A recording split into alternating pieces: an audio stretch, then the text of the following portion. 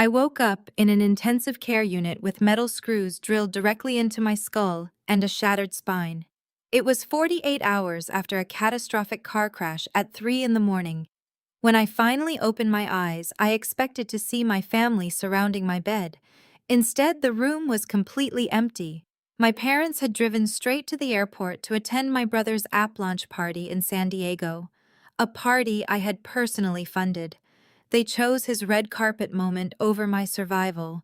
For 7 days, I lay there alone. No calls, no visits. But the nurse eventually showed me the hospital security footage. A stranger had been coming every single night while I was unconscious. She left gifts, asked about my vitals, and then disappeared into the shadows. I had no idea who she was until I finally saw her face on the screen. And that was the moment I realized the car crash was not an accident at all. My name is Zuri. I am 32 years old and I work as a venture capitalist in Atlanta.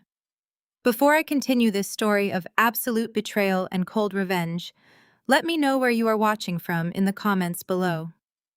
Hit that like button and subscribe if you have ever had to stand up to a family who used you for your money and abandoned you in your darkest hour. The first thing I registered was the blinding fluorescent light searing through my closed eyelids. Then came the sound. It was a rhythmic mechanical hissing and beeping that seemed to echo inside my own head. I tried to turn away from the light, but an agonizing white-hot pain shot down my neck and exploded at the base of my spine. I gasped, choking on the dry air, and my eyes flew open. I could not move my head. I panicked trying to lift my hands, but my arms felt like they were made of lead. Panic flared in my chest. I shifted my eyes wildly, trying to make sense of my surroundings. I was trapped in some kind of heavy metal cage. Cold steel rods pressed against my temples, and I realized with a sickening wave of horror that they were physically screwed into my skull. It was a halo brace. I was completely immobilized in a hospital bed hooked up to a tangle of tubes and wires. The air smelled of harsh antiseptic and bleach. Every breath I took felt like shattered glass expanding in my chest. I tried to speak, but my throat was painfully dry, producing only a weak, raspy sound. The memories of what put me in this bed were a chaotic blur of screeching tires, shattering glass, and the violent crunch of metal folding in on itself. It had been raining. I remembered driving home late at night. I remembered headlights coming out of nowhere blinding me. Then nothing but total darkness. The door to my room pushed open quietly, and a woman in blue scrubs walked in. She was a black woman in her 50s, with sharp, observant eyes and a kind but no-nonsense demeanor. Her name tag read Althea. When she saw my open eyes, she froze for a fraction of a second before moving swiftly to my bedside. She checked the monitors above my head, her hands moving with practiced efficiency. "Welcome back to the world of the living, Zuri," she said. Her voice was calm and steady, grounding me in the terrifying reality of the room. "You are at Emory University Hospital. You were in a very severe car accident. Do not try to nod or move your neck. You have suffered a spinal fracture and you are wearing a halo brace to stabilize your cervical spine. You have been unconscious for exactly 48 hours. 48 hours. The words echoed in my mind. 2 whole days had vanished from my life. I swallowed hard, fighting the sandpaper dryness in my throat. "My parents," I whispered, the sound barely audible over the hum of the machines. "Where are Cecilia and William?" Althea stopped writing on her clipboard. The silence that followed was heavy and suffocating. She did not meet my eyes immediately. Instead, she adjusted the blanket over my legs, taking her time. The practiced efficiency of a medical professional giving herself a moment to figure out how to deliver bad news. My heart rate monitor picked up speed, the beeping growing faster and louder. "They were here," Althea finally said gently. "They came in the night you were brought to the emergency room." I let out a small breath of relief. "Where are they now? Are they in the waiting room? Can you tell them I am awake?" Althea let out a slow breath. Her dark eyes met mine, filled with a mixture of professional detachment and deep personal pity. "Zuri, they left." They waited until the surgeon confirmed you were not brain dead and that your spine had been stabilized. Once they heard you were out of the immediate danger zone, they left the hospital. They told the front desk they had a flight to catch. I stared at the ceiling tiles, my mind refusing to process the words. A flight to catch. Their daughter was lying in intensive care with metal pins drilled into her skull, and they had a flight to catch. Growing up in the elite circles of Atlanta, I knew my parents valued appearances above everything else. They were obsessed with their country club memberships, their charitable galas, and presenting the perfect image of Black excellence to the world. But surely this had to be a mistake. My phone, I rasped out. Where are my things? Althea opened a plastic belongings bag on the counter and pulled out my personal phone. The screen was cracked into a spiderweb pattern from the crash, but it still powered on. She carefully held it up so the facial recognition could unlock it, then placed it in my hand, helping me grip it with my weak, bruised fingers. There was only one unread message from my mother, Cecilia. It was sent yesterday afternoon. I squinted through the pain and the glaring light to read the words. Zuri, the doctor said you are stable and resting. Your father and I simply cannot cancel our flight to San Diego for Devon's app launch. You know how important this is for our family legacy. The investors are waiting, and the press will be there. Do not make this about you and ruin his Black Wall Street moment. The nurses will take good care of you. We will call you next week when the launch tour is over. Be a supportive sister for once. I read the text message 3 times. Each time the words felt like physical blows to my chest. Do not make this about you. Be a supportive sister for once. I was lying in a trauma ward, unable to turn my head, fighting for every breath, and my mother was accusing me of being selfish for almost dying on the weekend of my brother's business event. Devon was 30 years old, the golden child of the Wallace family. He was handsome, charismatic, and completely incapable of holding down a real job or building anything of substance. While I spent my 20s grinding my way up the ladder of venture capital, analyzing pitch decks, and making brutal financial decisions to build my own fortune, Devon played the role of the visionary entrepreneur on social media.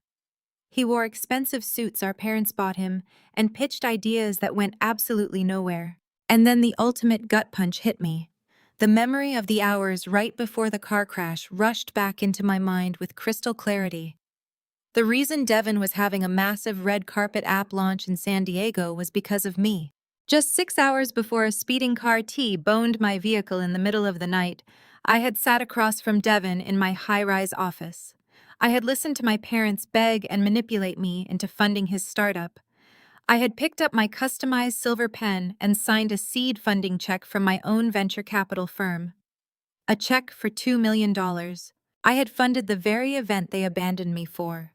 I bought the champagne they would be drinking, while I lay alone in a sterile room listening to the rhythmic beeping of my heart monitor. My family had extracted the cash they needed from me, and the moment the check cleared, I ceased to be of any use to them. I closed my eyes as a single tear escaped and rolled down my temple, stinging the fresh wounds near the metal halo. I was completely, utterly alone. The parade of white coats began precisely at 7 in the morning. Dr. Aris, a neurosurgeon with a grim expression and a metal clipboard, walked into my room, accompanied by 2 residents. He flashed a practiced sympathetic smile before shining a penlight directly into my pupils. He asked if I knew my name, the date, and where I was. I answered him in a raspy, irritated whisper, confirming my cognitive functions were perfectly intact, even if my cervical spine was currently held together by titanium screws. Dr. Aris reviewed my charts and murmured to his residents about the severity of the C4 vertebra fracture. Then he looked around the sterile, empty room. His brow furrowed in visible confusion. Miss Wallace, the hospital administration reached out to your emergency contacts last night. We anticipated your parents would be here for the morning assessment. Are they currently en route from the airport? I let out a dry, humorless laugh that immediately sent a spasm of pure agony shooting down my neck. I squeezed my eyes shut until the pain subsided to a dull roar. My parents are currently sipping overpriced mimosas in a VIP lounge in San Diego. I replied, my voice dripping with venom. They have a launch party to attend. My broken neck does not fit the dress code. Dr. Eris exchanged an uncomfortable glance with his residents. People outside of my tax bracket rarely understood the Wallace family dynamic. They assumed a near-fatal car crash would summon the primal protective instincts of any mother or father. They did not understand that in Cecilia and William Wallace's world, the only thing more important than blood was brand. To the rest of Atlanta, my parents were the ultimate embodiment of Black excellence. My father was a prominent real estate developer who served on every prestigious board in the city. My mother was a third-generation legacy in her sorority, a woman who treated charity galas like battlefields and country club luncheons like state dinners. To them, our family was a carefully curated enterprise. You either contributed to the aesthetic or you were hidden away. I was the anomaly. I was the dark-skinned, sharp-tongued, relentlessly practical daughter who refused to play the game. I never cared about the cotillions. I skipped the debutante balls to intern at a private equity firm. I did not marry a prominent doctor or lawyer to secure our social standing. Instead, I built my own wealth from the ground up, becoming a venture capitalist with a reputation for being a cold, unlovable calculator. My parents resented my independence, but they happily utilized the enormous wealth it generated. Devin, on the other hand, was the golden prince. He possessed our father's effortless charm and our mother's obsession with status. He was a legacy fraternity member who looked phenomenal in a tailored tuxedo. He was also a spectacular failure. Over the past 8 years, Devin had launched 3 different companies: a premium alkaline water brand, a boutique logistics firm, and a luxury concierge app. Every single one had gone bankrupt within 18 months. He possessed absolutely zero business acumen. He spent funding on corner offices, marketing parties, and custom merchandise before securing a single paying customer. And every time his house of cards collapsed, William and Cecilia expected me to swoop in and quietly pay off his creditors to protect the family name. I was the silent ATM, the cleanup crew they kept strictly in the shadows. Nurse Althea entered the room shortly after the doctors left to change my IV bags and check the halo pin sights on my skull. Her movements were gentle, but her eyes held a fierce protective glint. "You have a very high pain tolerance," Zuri Althea noted, adjusting the flow rate on the monitor. "Most patients with your type of injury are hitting the morphine button every 15 minutes. I am used to carrying heavy burdens without complaining," I muttered, staring at the sterile ceiling. "If I complain, my mother calls it a character flaw." Althea shook her head in disbelief. "I have been an ICU nurse for 22 years. I have seen families fly across the world to hold the hands of relatives they have not spoken to in a decade. I heard what you told the doctor. Your parents actually went to a party instead of staying here." "It is not just a party," I explained, the bitter taste of reality coating my tongue. "It is my brother's tech launch. He is pitching a revolutionary medical diagnostic app to major Silicon Valley investors today. Devin is playing the role of the brilliant innovator. My parents are playing the role of the supportive dynasty. It is their crowning moment." "And your accident would ruin the mood," Althea concluded, her voice laced with disgust. "Exactly," I said. "A tragedy distracts the press. It makes investors nervous.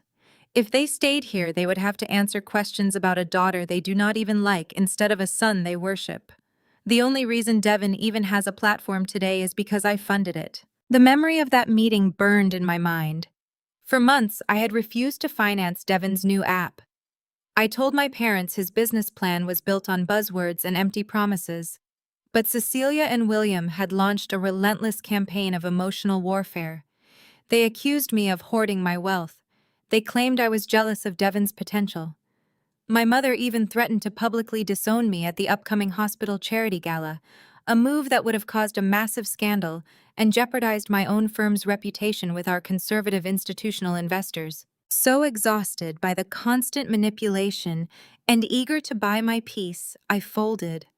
I authorized the $2 million seed round from my personal fund. I gave them what they wanted just hours before a speeding car nearly ended my life. Suddenly, a surge of adrenaline cut through the narcotic haze in my brain. The venture capitalist in me woke up. The check had been authorized, but it was structured as a wire transfer pending final compliance review. I had 48 hours to freeze the transaction. If I was lying here fighting for my life while they drank champagne on my dime, I was going to cut off their oxygen. Althea, I said, my voice gaining an urgent, raspy strength. I need you to do something for me. The phone you gave me earlier is my personal cell. The screen is shattered and I cannot access my banking applications on it. I had a second phone in my handbag when I was brought in, a black encrypted work phone. I need it right now. Althea frowned, her hands pausing on the IV line. Zuri, the police brought your personal effects in a plastic evidence bag when the ambulance arrived. I cataloged them myself. Then please bring me the bag. My work phone has the direct line to my lead attorney and my banking authenticators. I have to stop a massive financial transfer before the banks open on the West Coast. Althea stepped back from the bed, her expression darkening with a mixture of anger and deep sympathy. She walked over to the small locker in the corner of the room and pulled out the clear plastic belongings bag. She held it up so I could see it. Inside was my cracked personal phone, a bloody designer scarf, my wallet, and my shattered sunglasses. The black encrypted work phone was not there. Where is it? I demanded, a cold sweat breaking out across my chest. I never go anywhere without it. It was in my hand when I left the office. Althea walked back to the side of my bed and looked down at me, her eyes filled with an apology she should not have had to make. When your parents arrived at the hospital the night of the crash, Althea said quietly, your father demanded to see your belongings. He told the nursing staff that you are a workaholic, and that dealing with corporate matters while recovering from spinal surgery would be detrimental to your health. He said he was taking your work phone for your own peace of mind. The monitors in the room instantly began beeping frantically as my heart rate skyrocketed. He took it, I whispered, the full magnitude of the betrayal crushing the breath out of my lungs. William Wallace had not taken my phone out of paternal concern. He was a cunning, calculating man. He knew my firm's protocols. He knew that any major wire transfer required dual-factor authentication sent directly to that specific encrypted device. By taking that phone, he had successfully bypassed my security. He had ensured that the $2 million transfer would process automatically, completely unchecked. They had intentionally cut me off from my financial power while I lay unconscious and bleeding on an operating table. He had effectively locked the vault and walked away with the key, leaving me utterly defenseless. My own father had robbed me. Zuri, your heart rate is dangerously high. You need to calm down, Althea urged, placing a warm, steadying hand on my shoulder. You cannot move your neck. You are going to hurt yourself. He stole it. I choked out a burning, white-hot rage slicing through the fog of painkillers. They knew I would try to stop the funding once I woke up. They knew I would penalize Devon for leaving me here. They planned this. I stared up at the bright, sterile lights of the ICU, unable to shake my head, unable to sit up, unable to fight back. I was trapped in a cage of titanium and steel, financially crippled by the people who shared my blood. My parents had calculated the exact risk of my survival. They weighed the life of their daughter against the success of their golden son, and they had comfortably chosen the money. They left me paralyzed in a hospital bed with no access to my lawyer, no access to my firm, and no way to defend myself. They thought they had neutralized the cold, unlovable calculator. They thought they had secured their legacy and walked away entirely unscathed. They assumed I would simply lie here in the dark and accept my role as the sacrificial lamb for Devon's glory. I closed my eyes, forcing my breathing to slow, commanding my racing heart to steady. The tears of sorrow were gone, replaced by a chilling, absolute clarity.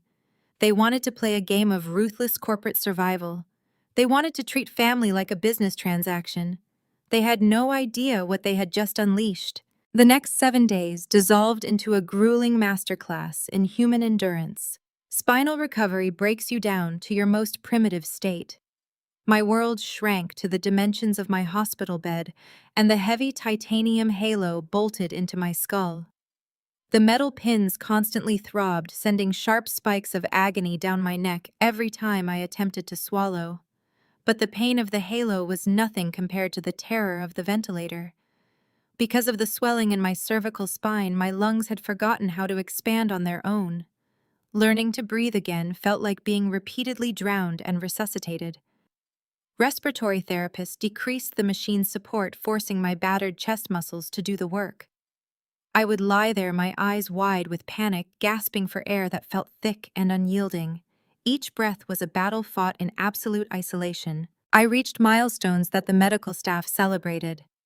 I managed to breathe unassisted for 10 minutes, then an hour, then a full day. I learned to speak in full sentences without my voice giving out.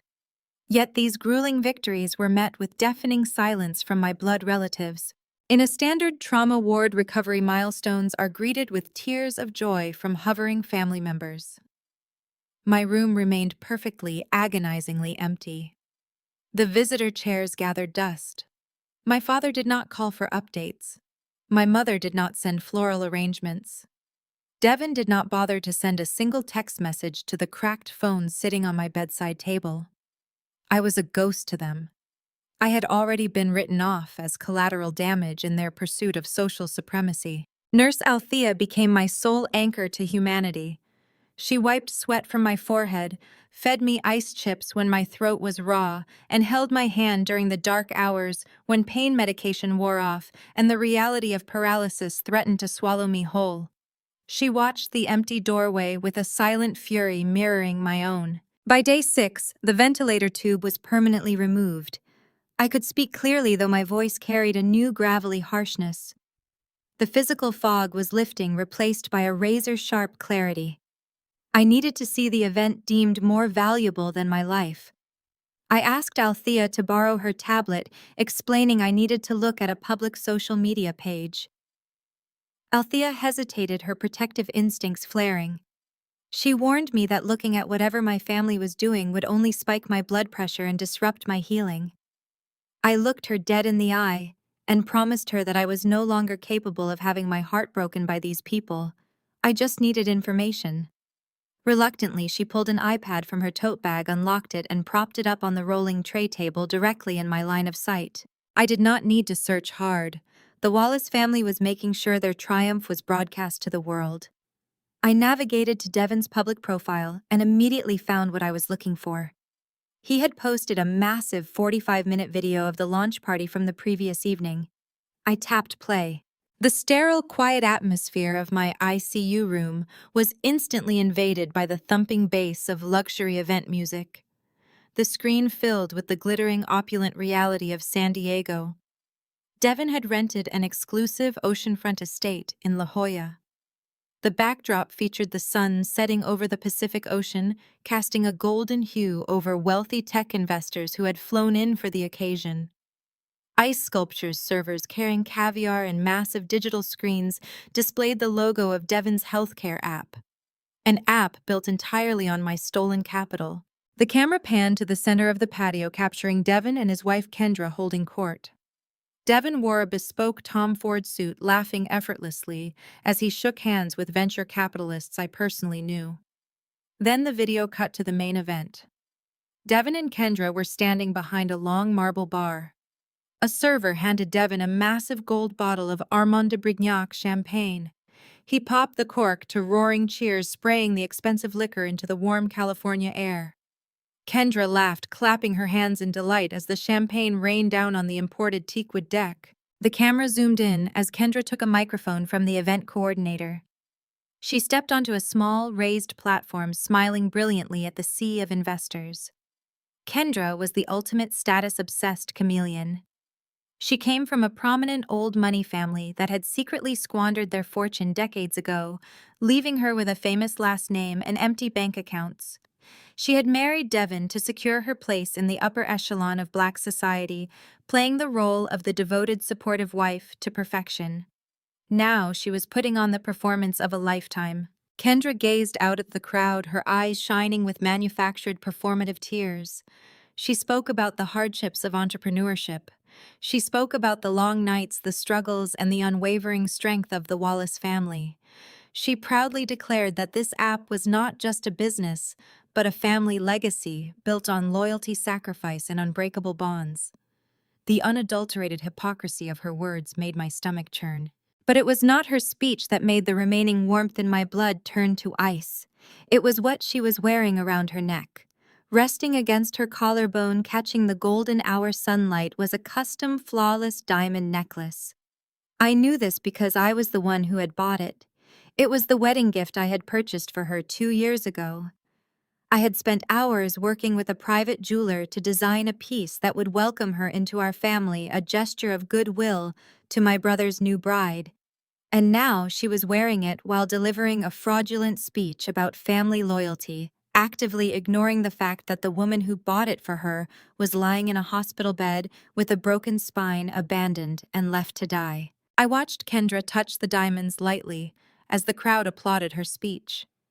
I watched my parents step into the frame, hugging Devin and Kendra, their faces glowing with absolute pride. They were the picture of unity, a flawless, impenetrable dynasty.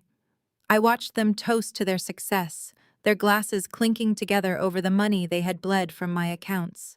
I did not ask Althea to turn off the tablet. I watched the video until the very end, absorbing every single frame, every smile, every expensive detail. The psychological torture they had inflicted over the past 7 days was meant to break me. It was meant to keep me compliant, to remind me that my only value was financial, and that without my usefulness I was completely expendable. But they had made a catastrophic miscalculation. They had pushed me past the point of sorrow. The complete, terrifying lack of empathy displayed on that screen severed the final emotional cord, tethering me to the Wallace name. I stopped crying. My breathing leveled out, steady and controlled. The abandoned, heartbroken daughter died in that hospital bed. The venture capital strategist took over. I looked at the frozen image of my family on the screen. I did not see a mother, a father, a brother, or a sister-in-law. I saw corporate liabilities. I saw fraudulent assets. I saw hostile entities that had forcefully acquired my capital and attempted a hostile takeover of my life. In the cutthroat world of venture capital, when an investment becomes toxic, when the founders commit fraud, you do not cry over the loss. You audit their accounts. You exploit their weaknesses. You ruthlessly liquidate their assets, and you tear their infrastructure down to the studs. I was no longer the unlovable calculator they could exploit. I was the executioner. I asked Althea to take the tablet away. I closed my eyes and leaned back against the harsh pillows. My body was broken, but my mind was a steel trap. I began to mentally map out the corporate structure of Devon's company. I traced the money flow, the investor relations, the patent filings, and the legal loopholes I had purposely ignored when I signed that initial check. They thought they had left me powerless in this room. They thought stealing my phone was enough to neutralize the threat. They were wrong. I had 7 days to lie in silence and scheme. 7 days to construct a financial guillotine. I was going to let them enjoy their champagne and their fake legacy. I was going to let them fly high on the illusion of their success, because when the time came, the fall would be absolute. The morning sun crept through the blinds. I had not slept a single minute. My mind was a furnace of calculations for corporate annihilation. The halo brace felt like a crown of thorns, a constant reminder of my family's treachery. The heavy wooden door pushed open. Nurse Althea walked in carrying her clipboard, but this time her hands held something else. In her left hand was a paper cup of dark roast coffee. In her right hand was a cardboard box tied with brown twine. Althea closed the door and checked the hallway before stepping into the room. She placed the coffee on my tray table. She set the small brown box next to my hand. I looked at the box, then shifted my gaze. What is this? Althea sighed, sitting down beside my bed. Drink the coffee first, she instructed. I grasped the warm paper cup. I took a slow, painful sip.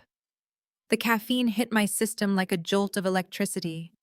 I lowered the cup and tapped the cardboard box with my index finger.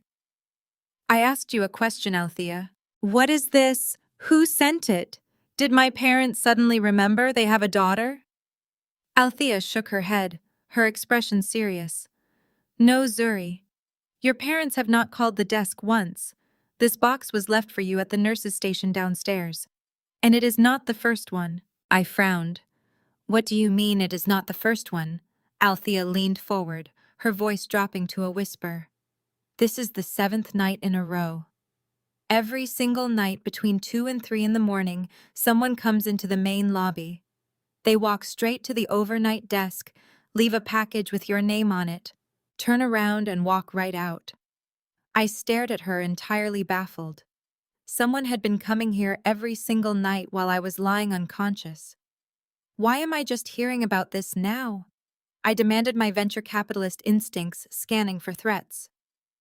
Because you were unresponsive, Althea said calmly.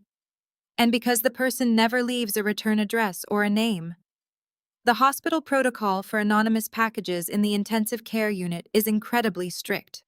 Security confiscated the first 6. They scanned them, ran them through the X-ray machines, and flagged them as safe, but locked them in the basement storage. I managed to intercept this one before the overnight guard logged it in. Open it. I pulled the brown twine. It fell away easily. I lifted the cardboard flaps. Inside the box rested a heavy, worn hardcover book. The jacket was frayed at the edges. I read the gold foil lettering on the spine.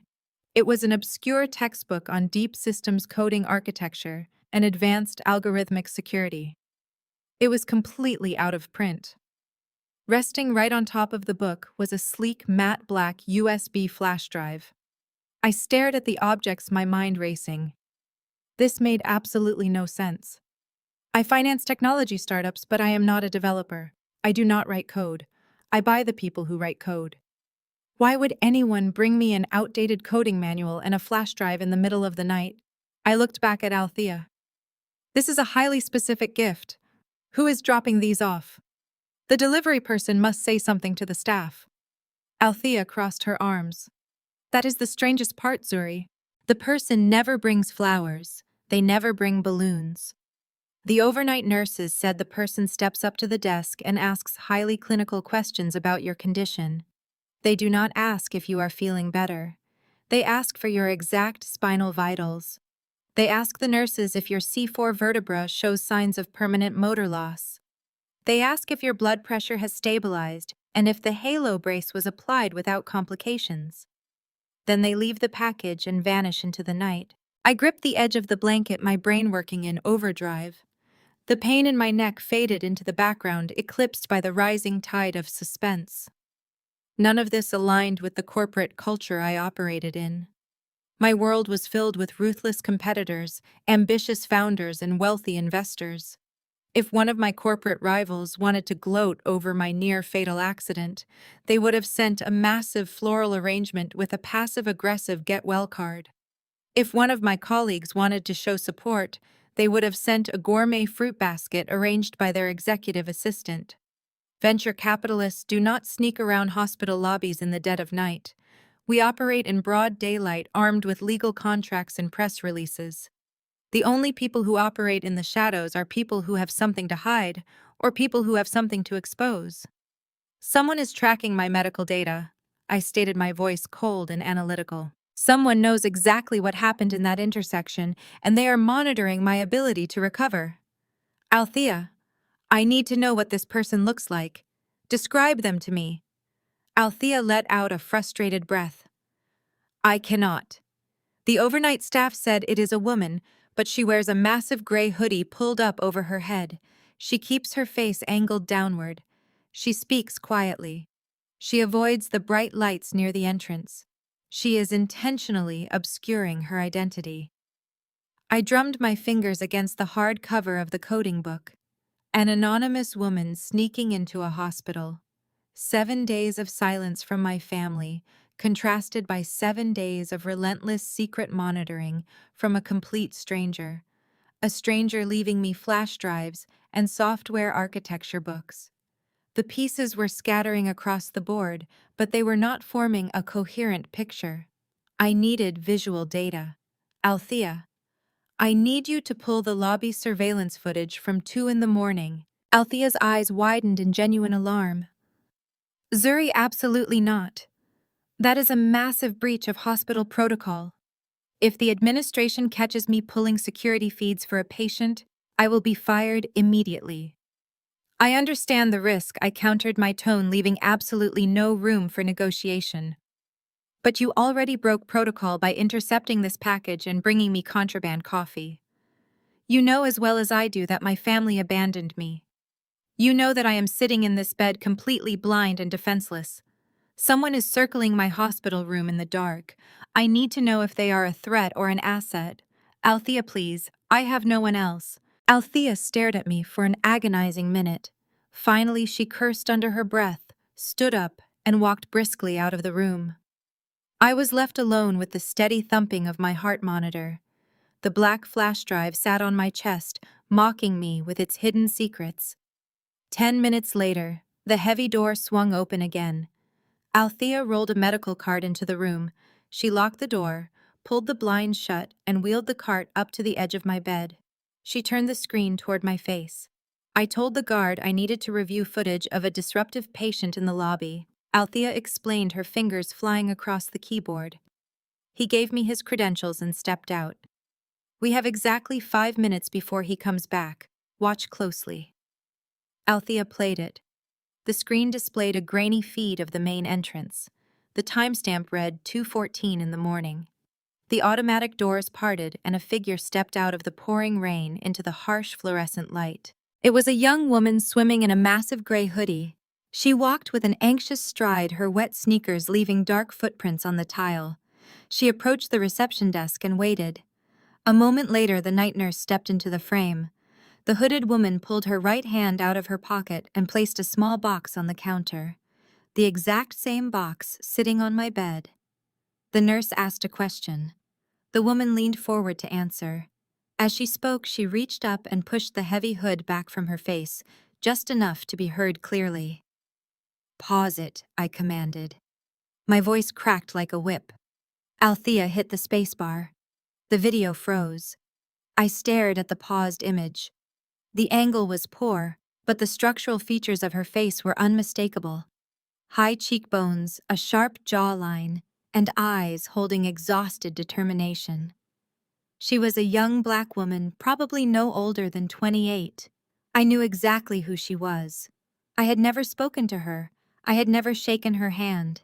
But I had seen her face before. I had seen it in the background of Devon's early company photos. The woman on the screen was not a friend. She was the ghost of my brother's past, and she had just handed me the weapon I needed to destroy his future. The clock on the wall ticked past midnight, marking the beginning of the 8th day in this sterile prison. I lay perfectly still, my eyes fixed on the heavy wooden door of the ICU. My spine ached with a dull, relentless throb, but my mind was entirely consumed by the trap I had set. I had instructed Nurse Althea to wait by the lobby security desk tonight. If the girl in the gray hoodie showed up, Althea was to bypass the front desk protocols, ignore the visitor restrictions, and bring her directly to my room. I did not want another anonymous flash drive or another out-of-print textbook. I wanted a face-to-face interrogation. I needed to know why the ghost of my brother's past was circling my hospital bed. At exactly 2:45 in the morning, the heavy door handle clicked. I braced myself against the pain of anticipation, my heart monitor picking up a steady, urgent rhythm. Althea slipped into the room first, checking the darkened hallway before stepping aside. Behind her stood the woman from the surveillance footage. She stepped into the harsh fluorescent light of the room and pulled back her oversized hood, revealing sharp, intelligent eyes that immediately locked onto mine. She did not flinch at the sight of the metal screws drilled into my skull. She did not gasp or cover her mouth in performative horror the way the hospital administrators had. She simply stared at me, analyzing my broken condition with the same cold, calculating efficiency I use to evaluate high-risk financial portfolios. "I know exactly who you are," I rasped the stillness of the room, magnifying the harshness of my damaged vocal cords. "You are Simone Jackson." Simone stepped forward, crossing her arms tightly over her chest. "And you are Zuri Wallace," she replied, her voice steady, icy, and completely devoid of pity. "The legendary, ruthless venture capitalist who just financed the total theft of my intellectual property." Althea quietly locked the door behind them and stood guard near the monitor banks. I kept my gaze locked on Simone, refusing to blink, despite the stinging in my eyes. My brother Devin has not had an original, executable thought in his entire 30 years of existence. I knew the medical diagnostic algorithm he pitched me was far too sophisticated for his limited intellect. I funded it because my parents threatened to initiate a corporate scandal that would have jeopardized my firm and alienated my conservative institutional investors. I assumed Devin bought the base code from a desperate bankrupt startup. I did not realize he stole it directly from you. Simone moved to the foot of my bed, her eyes burning with a fierce, highly controlled anger. He did not just steal it, Zuri. He orchestrated a complete malicious erasure of my existence. 2 years ago, your brother hired me as an independent contractor. He offered me a miserable hourly rate to build what he called a basic symptom tracker. But I saw an opportunity to build something revolutionary. I spent 18 brutal months coding an advanced predictive diagnostic engine. I built the neural network entirely from scratch. I trained the machine learning models. I created the entire back-end infrastructure while Devin spent his days playing golf, networking at country clubs, and taking aesthetic photos for his social media profiles. I let out a slow, painful breath, feeling the heavy titanium rods press against my temples. Let me guess. When the code was finalized, beta tested, and proven to work, he terminated your contract without cause. Simone nodded sharply, her jaw clenching. He locked me out of the main servers on a Friday night. By Monday morning, he had filed the patent paperwork under his own name, utilizing a shell corporation funded entirely by your parents. He scrubbed my administrative access, wiped my digital contribution logs, and sent a cease and desist letter threatening to bury me in legal fees if I ever tried to claim ownership. He told me I was just a disposable, nameless freelancer.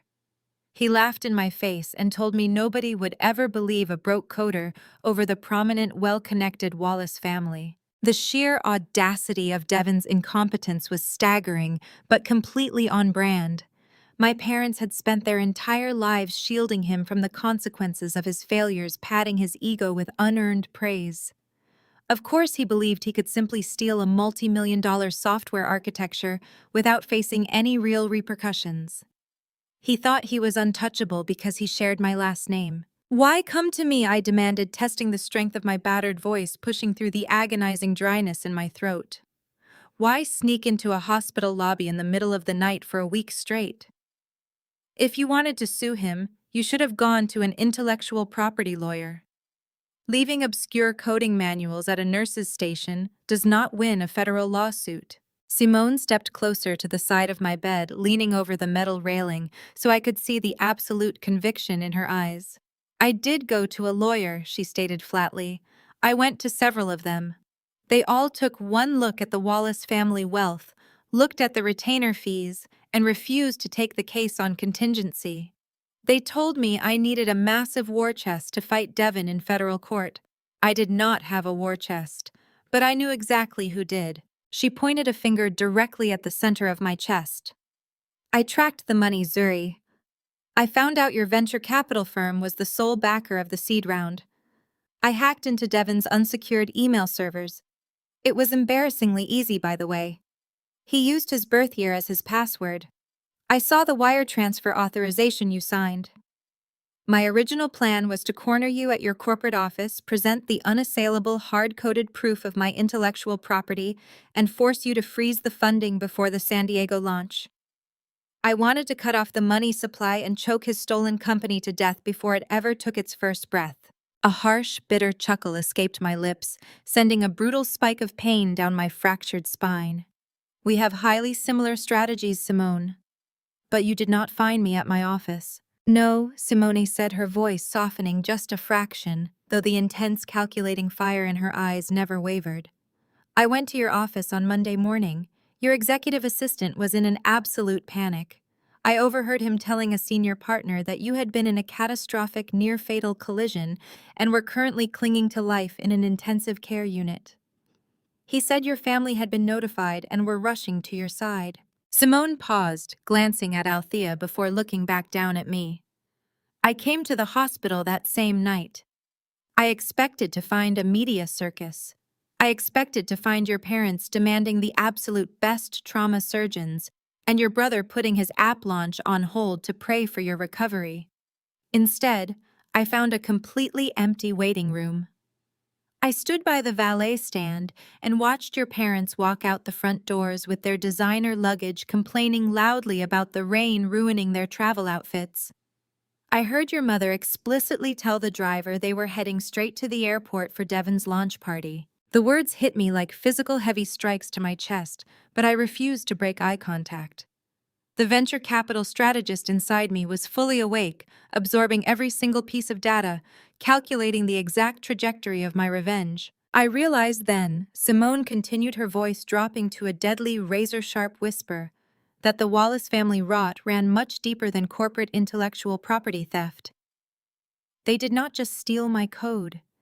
They left you here to die. You are the financial spine of that entire family, and the moment you were physically paralyzed and temporarily useless to them, they abandoned you to protect their false empire. Simone reached into the pocket of her oversized hoodie and pulled out another flash drive, this one metallic silver and heavy.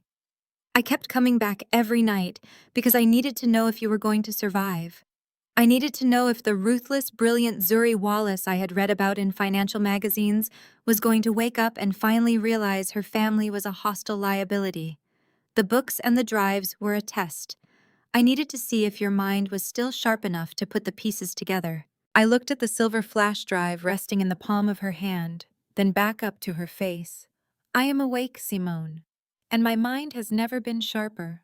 What exactly is on that drive? Every single line of the original source code, Simone answered, her tone carrying the absolute, unshakable certainty of a master architect. Time-stamped, heavily encrypted, and cryptographically signed by me, a full year before Devon ever filed his fraudulent patent. It is the definitive digital smoking gun. It proves he committed felony wire fraud when he accepted your $2 million investment based on stolen assets. I felt a cold, dark thrill radiate through my chest, momentarily overriding the agonizing, relentless pain of the halo brace. In the world of high-stakes finance, felony fraud was not just a crime. It was a weapon of mass corporate destruction. If a founder committed fraud, the investors had the legal right to execute aggressive, immediate penalty clauses. I had the power to seize every single asset Devon owned. But to do it properly, to ensure the destruction was absolute and completely inescapable, I needed Simone. You have the proof, I said, my raspy voice dropping into the precise commanding register I used in hostile boardrooms. But proof without leverage is entirely useless against people like my parents.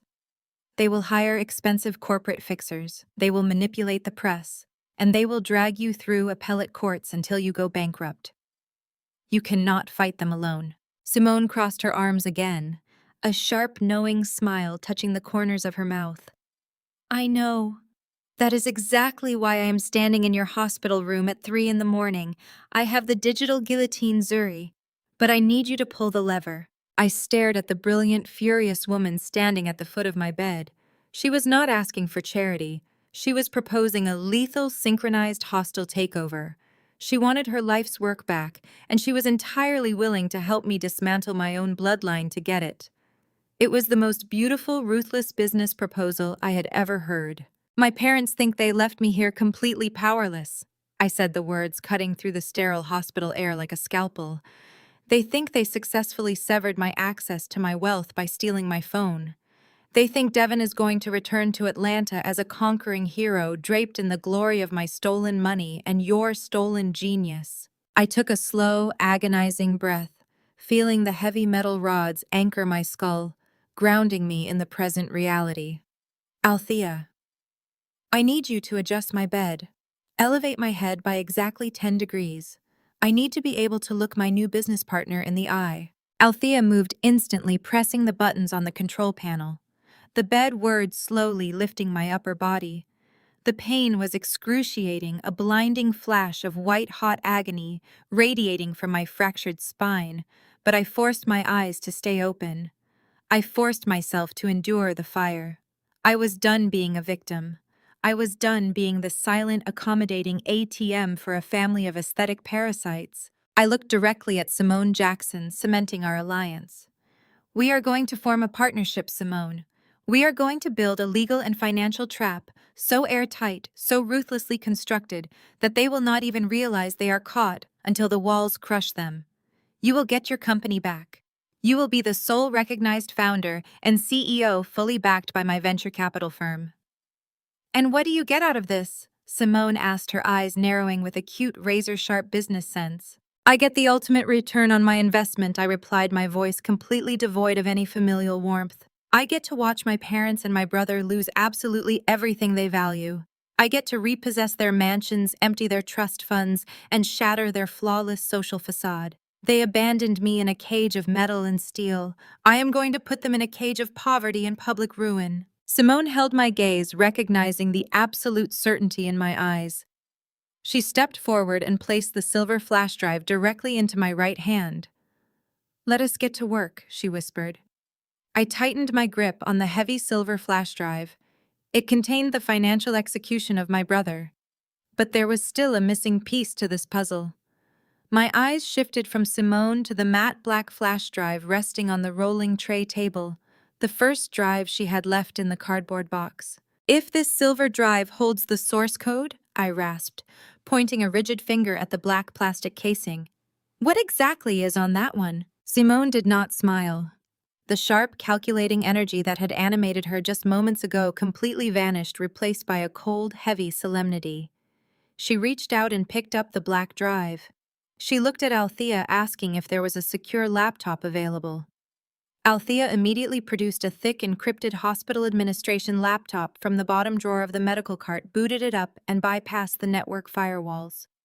Simone plugged the drive into the USB port. Before I press play, Simone said, turning the screen slightly so I could see the high-resolution display, you need to understand why I was there. I was not stalking you, Zuri. I was hunting Devon. I had hired a process server to hit him with the intellectual property lawsuit, but Devon was actively dodging the summons. He had his security team block the server from his office and his gated community, so I decided to do it myself. I tracked his associates. I knew Kendra was hosting a lavish pre-launch cocktail party at a private club downtown that night. I parked my car in the shadows across the street, waiting for Devon to walk out so I could shove the papers directly into his chest. My heart rate monitor began to beep faster. I remembered that night. I remembered leaving my office at 3 a.m, utterly exhausted, my mind spinning with the $2 million wire transfer I had just authorized to appease my parents. Devon never showed up to the party. Simone continued, her voice dropping lower. But Kendra did. She stumbled out of the club at 2:45 in the morning. She was highly intoxicated. She could barely stand. The valet brought around her white Range Rover. I knew she was driving back to the Wallace estate. I pulled into the street and followed her, hoping Devon would be waiting at the gates. Simone clicked the trackpad. The video filled the screen. It was dashcam footage. The digital timestamp in the bottom corner glowed bright red. 2:58 in the morning. The streets of Atlanta were slick with heavy rain. The camera angle was positioned from the dashboard of Simone's sedan, following a massive gleaming white Range Rover. The Rover was swerving erratically across the double yellow lines, speeding well over the limit, clipping the curb before overcorrecting. I watched the screen, my breath catching in my throat. I recognized the upcoming intersection. It was 3 blocks from my corporate headquarters.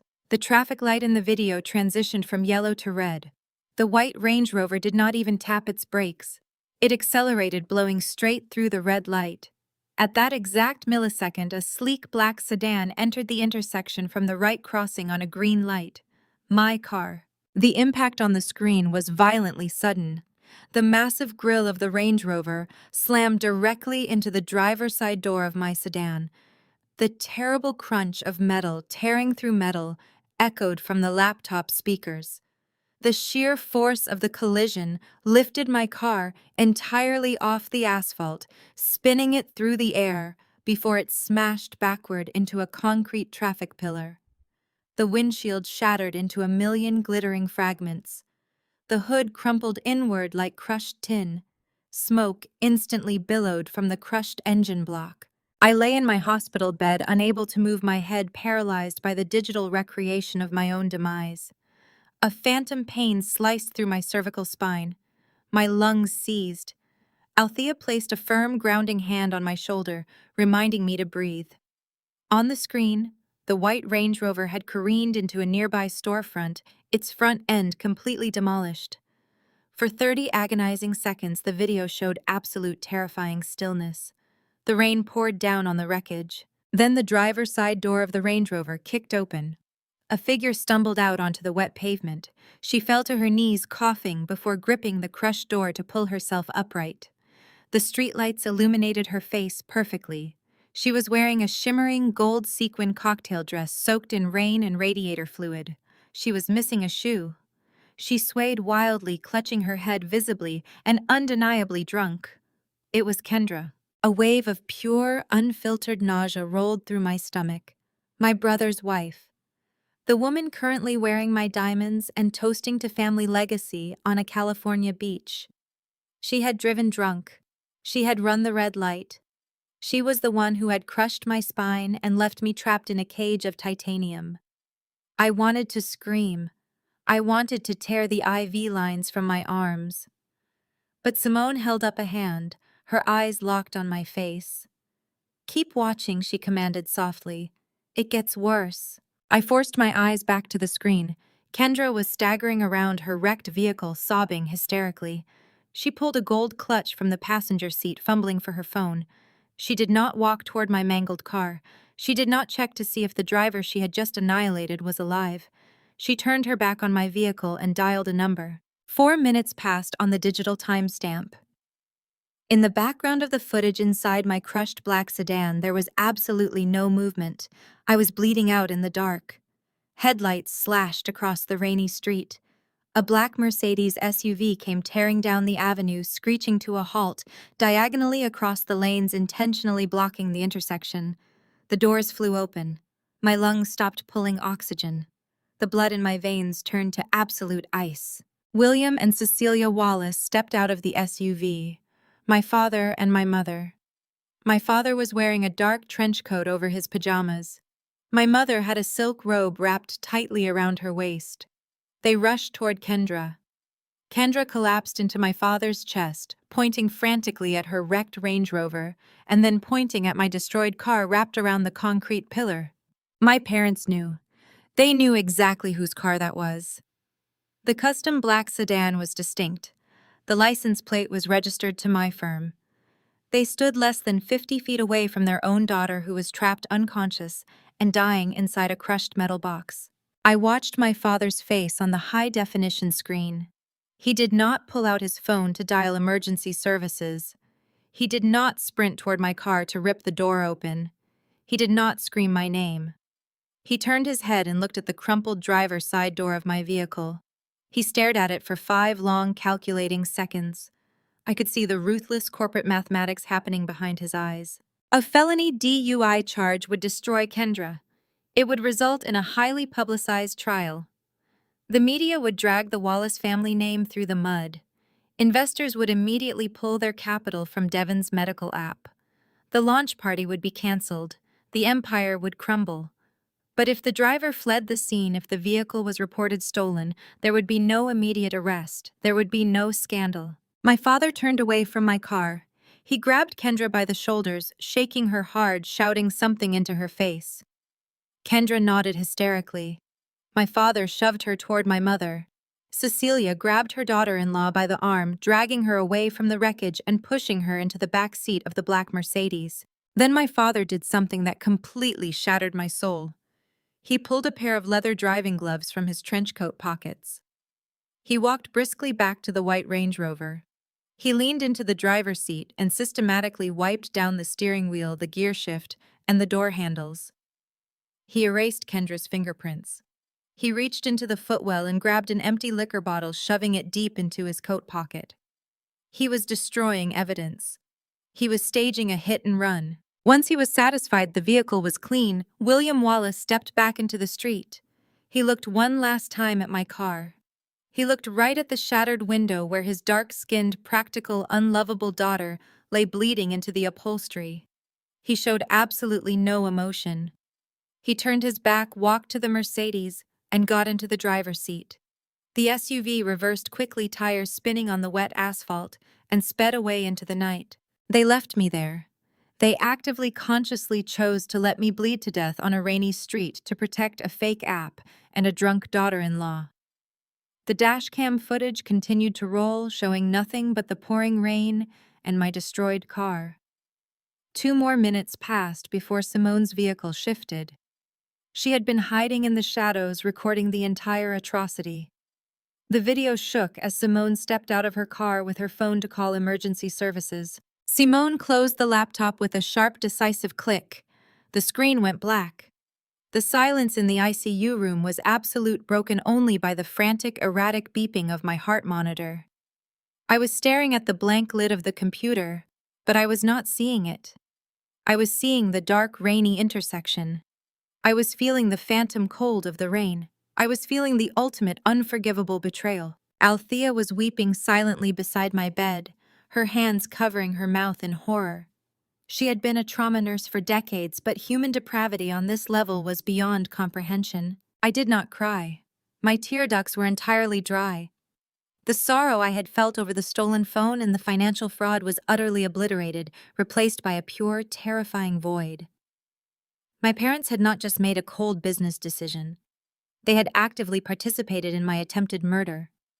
They had weighed my life against a public relations crisis, and they had executed me. Zuri Simone said, her voice gentle but firm. I called the ambulance. I waited until the paramedics pulled you from the car. I stayed in the shadows because I knew if I came forward right away, William Wallace would have his fixers destroy me. He would have bought the police. He would have erased the footage. I needed to wait until you woke up. I needed to know you were strong enough to fight them. I slowly turned my head, fighting the agonizing restrictions of the halo brace until my eyes met Simone's. The venture capitalist inside me was no longer just awake, it was weaponized. They wiped the steering wheel. I said, my voice dropping into a dark, guttural register that did not even sound like my own. They took the liquor bottle. They thought they sterilized the liability. Yes, Simone replied, watching me closely. They reported the Range Rover stolen the next morning. The police bought the story completely. Kendra has an alibi, claiming she was at the estate all night. The official police report lists the crash as a hit and run by an unknown suspect. I took a deep, shuddering breath, feeling the harsh scrape of oxygen against my battered lungs. The pain in my spine was irrelevant now. The paralysis was a minor inconvenience. I had been handed the keys to their complete and total annihilation. You have the original file of this video, I stated. Backed up in 3 separate encrypted cloud servers, Simone confirmed. I looked at Althea. Her tears had stopped, replaced by a fierce, combative glare. Althea. I need my lawyer. Not the corporate firm that represents my business. I need my personal attack dog. I need Marcus Vance. You are going to use your phone to call him right now. You are going to tell him to clear his schedule for the next month. Althea nodded sharply, pulling her phone from her scrubs. I turned my attention back to Simone. You came here to stop a $2 million wire transfer. We are going to do much more than that. We are going to let the wire transfer clear. We are going to let them spend the money. We are going to let Devin ring the opening bell at the stock exchange and bask in the glory of his stolen medical app. We are going to let them climb to the absolute highest pinnacle of their fake social empire. Simone leaned over the bed rails, her sharp eyes gleaming with lethal anticipation, and then I whispered, a dark, bloodless smile stretching across my face. We detonate the charges. We release the source code evidence to the federal fraud investigators. We release the dashcam footage to the district attorney and every major news network in the country. We freeze their assets under the RICO Act. We ensure Kendra goes to prison for vehicular assault and felony hit and run. We ensure William and Cecilia Wallace share a cell block for conspiracy, tampering with evidence, and reckless endangerment. I stared up at the sterile ceiling, my mind locking down the final parameters of the hostile takeover. They wanted to treat family like a ruthless corporate transaction. They wanted to prioritize brand over blood. They were about to learn what happens when a cold, unlovable calculator audits a family of murderers. Let them drink their champagne, I commanded, my voice echoing with absolute ruin.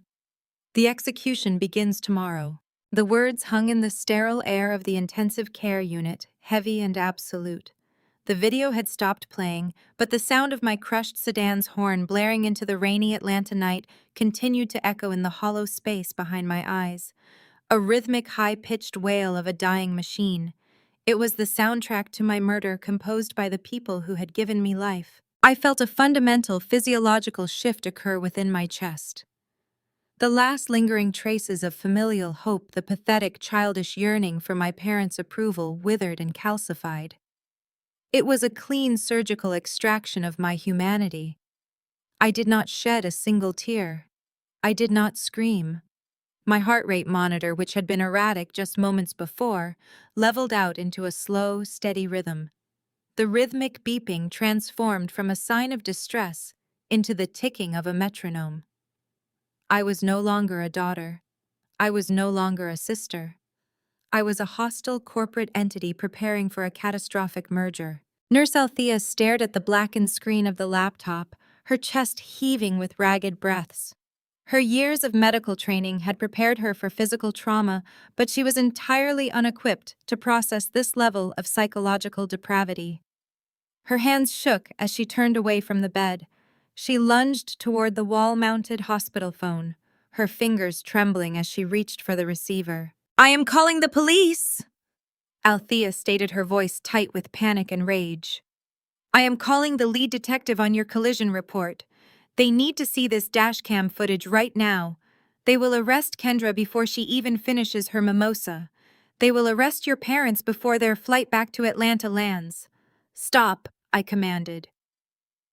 The sharp, gravelly authority in my voice froze Althea in her tracks. Her hand hovered inches from the plastic receiver. "Zuri, they left you to bleed to death on the asphalt," Althea pleaded. Turning back to face me with wide, horrified eyes, "They wiped the steering wheel. They committed multiple severe felonies. You cannot let them get away with this for another second." "I am not letting them get away with anything," I replied smoothly. "But calling the authorities right now is a tactical error. It is a short-sighted reaction driven by emotion. If we hand this footage to the police tonight, William Wallace will immediately activate his crisis management firm. He will hire the most aggressive defense attorneys in the country. He will frame Kendra as a panicked, traumatized victim of a terrible accident. He will claim he and my mother were acting out of primal parental instinct to protect their fragile daughter-in-law. They will drag the legal proceedings out for a decade, draining resources and manipulating the media narrative. I forced myself to ignore the searing pain radiating from the metal pins in my skull. I locked eyes with Althea, forcing her to understand the mathematics of my vengeance. Putting Kendra in a prison cell does not dismantle the false empire they have built. I explained, my tone dropping to a chilling, clinical whisper. Sending my parents to a minimum security, white-collar facility does not strip them of their status.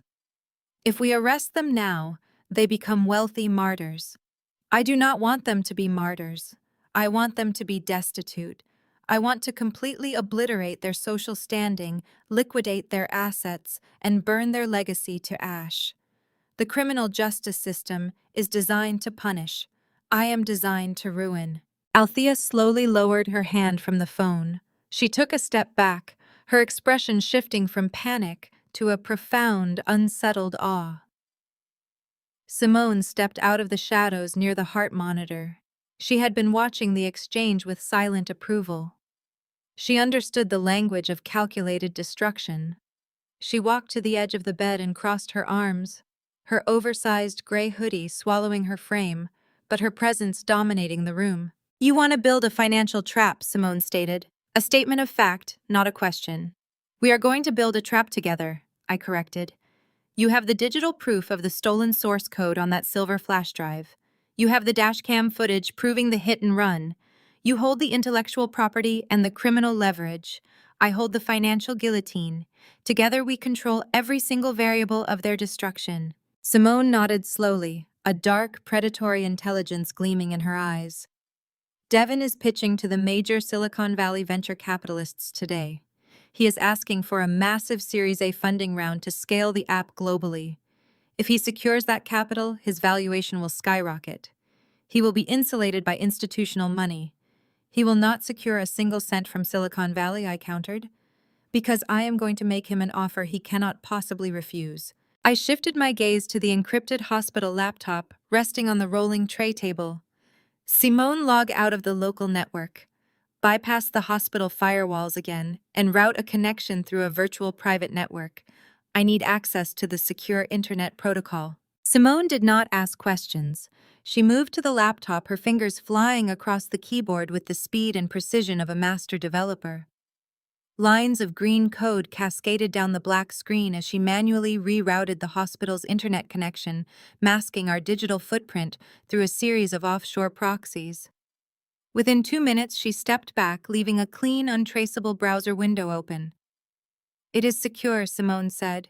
"You are completely invisible." "Bring the table closer," I ordered. Althea unlocked the wheels of the tray table and pushed it directly over my chest. I could not move my head, and my neck was immobilized by the titanium halo, but my arms were functional. I raised my hands. My joints were stiff, and the IV lines taped to the back of my hand pulled uncomfortably, but the physical discomfort was entirely secondary to the task at hand. I rested my fingers on the cool plastic of the keyboard.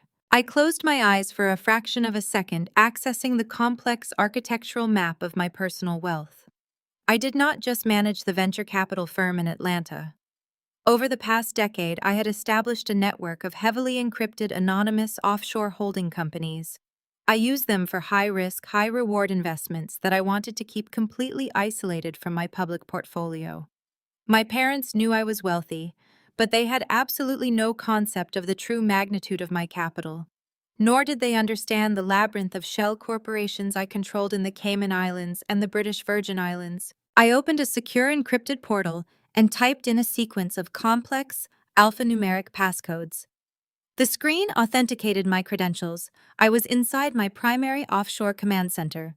"Devin is currently desperate for validation," I said aloud, my fingers hovering over the keys as I drafted the blueprint of his demise. "He launched the app tonight, but he knows the $2 million seed round I authorized is not enough to sustain the server costs and the marketing budget he has already committed to. He needs a massive influx of cash immediately, or the entire facade collapses within 30 days.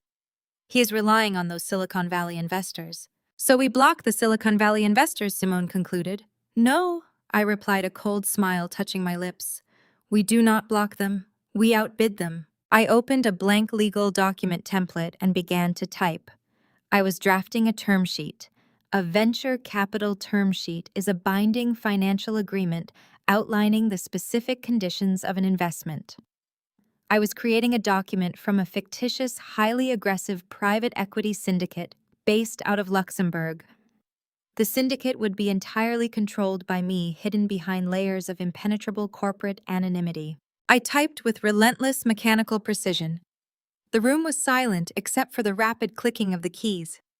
"I am offering Devin a Series A funding round of $50 million, I announced, watching the words appear on the screen. Althea gasped softly.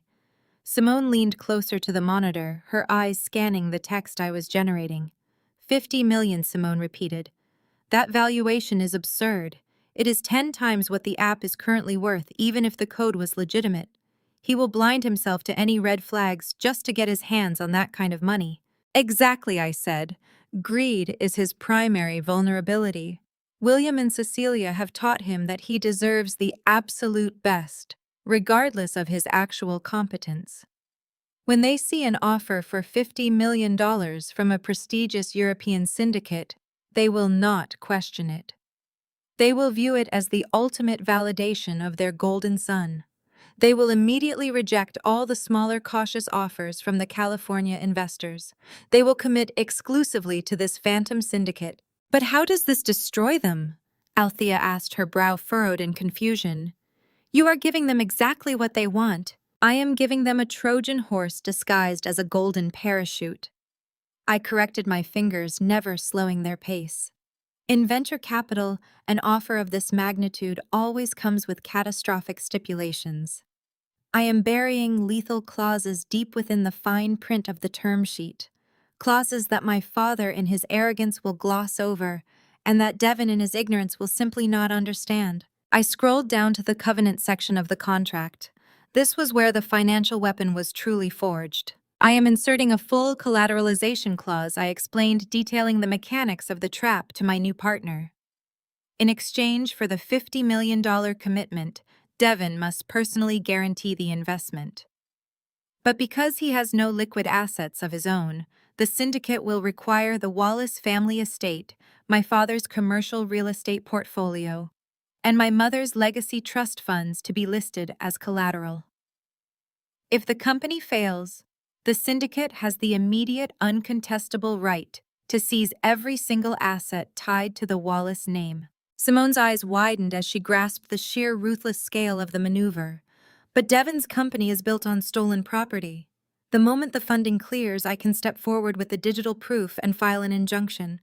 The app will be frozen by federal regulators. The company will instantly default on the terms of the $50 million investment. And because they defaulted due to intellectual property fraud, I finished completing her brilliant deduction. The Phantom Syndicate will legally execute the collateral clause. My offshore holding company will instantly seize their mansions, their bank accounts, and their entire real estate empire. They will be rendered completely destitute overnight. I hit the return key, finalizing the most brutal financial instrument I had ever created. The trap was set. The bait was undeniably alluring. I attached the term sheet to an encrypted email masking the sender address to route through the Luxembourg proxy servers. I addressed it directly to Devon's personal corporate inbox. I stared at the send button. My mind flashed back to the dashcam footage. I saw my father wiping down the steering wheel. I saw my mother dragging Kendra away from the crushed metal of my sedan. I saw them leaving me to die in the dark. I did not feel anger. I felt the absolute zero-degree vacuum of corporate execution. I pressed send.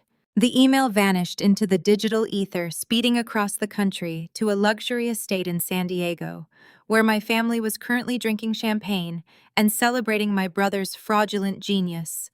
They were about to receive a lifeline that would ultimately choke them to death. I moved my hands away from the keyboard and looked up at Simone, the architect of the code and the architect of the ruin. We had forged a bond stronger than blood. We were united by betrayal and driven by the cold mechanics of justice. "It is done," I whispered, the harsh rasp of my voice filling the quiet ICU room. "The $50 million snare has been deployed." Simone reached over and quietly closed the laptop. She pulled the silver and black flash drives from the ports and slid them safely back into the front pocket of her oversized hoodie. She looked down at me, the ghost of a smile finally touching her face. "They will sign it by morning," Simone stated with absolute certainty. I closed my eyes, letting the rhythmic beeping of the heart monitor lull me into a state of predatory calm. They would sign it. They would celebrate it. The morning sun crested over the sterile hospital blinds, casting harsh white lines across my bed. I did not sleep. The adrenaline of pure, weaponized vengeance had replaced the need for physical rest. Simone returned at exactly 9 o'clock this time, walking through the front doors during standard visiting hours. She carried a sleek leather briefcase looking less like a fugitive hacker and entirely like the brilliant tech founder she was meant to be. Nurse Althea locked the door behind her, pulling the privacy curtain shut. "We have a slight adjustment to the initial bait." I rasped, my vocal cords burning, as I directed Simone to open the encrypted laptop. A direct $50 million equity purchase might trigger a mandatory Securities and Exchange Commission review, which would involve forensic auditors looking into Devon's shell corporation before the ink even dries. We cannot risk an external audit discovering your stolen code prematurely. We need a faster, unregulated mechanism. We are going to structure the immediate cash injection as a convertible note for his Phase 2 funding, exactly $3 million. Simone opened the drafting software, her fingers hovering over the keyboard. "A convertible note?" she asked, her sharp eyes locking onto mine. That is short-term debt that converts into equity during a later funding round. Exactly, I replied, fighting the rigid constraints of the halo brace to keep my gaze fixed on the screen. It is a bridge loan. In the startup world, founders love convertible notes because they provide massive immediate capital without forcing them to set a strict valuation on their company right away. Devin will see the $3 million as instant, unrestricted cash to fuel his marketing budget and cover his exorbitant lifestyle. He will assume the debt will simply convert into shares when he inevitably goes public. He will not treat it as a hostile liability. He will treat it as a victory. I dictated the terms while Simone typed with relentless speed. We generated a document that appeared completely standard on the surface. We populated the first 180 pages with standard Silicon Valley boilerplate language. We included complex valuation caps, discount rates, and pro rata rights. We made the legalese so dense and incredibly tedious that it would put any standard corporate attorney to sleep. My father had a habit of hiring cheap, agreeable lawyers who rubber-stamped his decisions rather than reading the fine print. I was counting on that exact incompetence. Now I commanded the harshness of my voice echoing off the linoleum floors. Go to Section 9, Paragraph 4. This is where we build the execution chamber. Title it, Default Events and Acceleration. Simone navigated to the specified section. I took a slow, agonizing breath, ensuring my mind was perfectly clear before dictating the exact legal phrasing of their doom. Insert a fraud and moral turpitude trigger clause, I instructed. The wording must be absolute and without any cure period. State that the entire principal amount of the note, plus a 300% punitive premium, becomes immediately due and payable if the founder commits any act of intellectual property theft. Simone typed the words, a cold smile forming on her face. Because he already stole the code the moment he signs this document, he is technically already in default. Yes, I agreed, but we need to ensure the blast radius captures the entire family. Add a secondary trigger. State that the debt also immediately defaults if any guarantor attached to this note is charged with investigated for or found to have committed a felony. Althea stepped closer to the bed, her eyes widening as she grasped the implication. The hit and run, she whispered. Kendra and your parents. I did not blink. When the police receive the dashcam footage of Kendra driving drunk and my parents staging the scene, they will all be facing felony conspiracy and vehicular assault charges. The moral turpitude clause will detonate instantly. The debt will default the moment the arrest warrants are issued. Simone looked at the screen, her brow furrowed in deep concentration. $3 million plus a punitive premium is $12 million. Devin does not have $12 million. The Shell Corporation does not have $12 million. When the note defaults, the company simply declares bankruptcy and dissolves. How do we get to their personal money? Scroll to the guarantor requirements section, I ordered, feeling the familiar cold thrill of a flawlessly executed financial trap. We are not just making Devin sign this note. We are making William, Cecilia Devin, and Kendra sign as personal, unconditional guarantors. Make the language incredibly specific. State that the guarantors agree to total forfeiture of all personal assets to satisfy the debt in the event of a moral turpitude default. Simone's fingers flew across the keys, translating my corporate warfare into binding legal text. Total forfeiture, she repeated, the weight of the words hanging in the sterile air. List the assets. I continued, my voice devoid of any mercy. The primary Wallace estate in Atlanta. My father's entire commercial real estate portfolio. My mother's generational trust funds. Devin's luxury vehicles. Kendra's offshore investment accounts. They must pledge absolutely everything they own to secure this $3 million bridge loan. Will they really sign away everything they own? Althea asked, her voice laced with skepticism. Your father is arrogant, but is he that foolish? He is blinded by greed and desperation, I explained. Devin needs this money to keep the app afloat. My father needs Devin to succeed, to validate his own ego. I am structuring the document to look like a standard personal guarantee, which is entirely normal for early-stage startup loans. He will glance at the signature page, see the $3 million cash injection, and assume the risk is zero because he believes the app is a guaranteed billion-dollar unicorn. He does not know the code is stolen. He does not know we have the dashcam footage. He believes he is untouchable. Greed makes people blind to the guillotine waiting directly above their necks.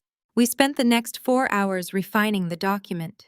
We embedded cross-default provisions, meaning if they defaulted on this specific note, every other loan they had with any other bank would also instantly default. We waived their right to a trial by jury, forcing any dispute into binding private arbitration controlled by a firm in Luxembourg that I owned. By the time Simone saved the 200-page PDF file, we had constructed a financial weapon of mass destruction. It was an airtight, inescapable contract that would legally transfer the entire Wallace family fortune into my offshore accounts the second the trap was sprung. Simone closed the drafting software and opened a secure encrypted communication channel. She attached the massive legal document to an email addressed to my father and Devin. "Do not send it yet," I instructed. "We have to perfectly synchronize the timeline. Simone, you have the original cryptographic proof that you wrote the source code. You have the timestamps proving Devin stole it.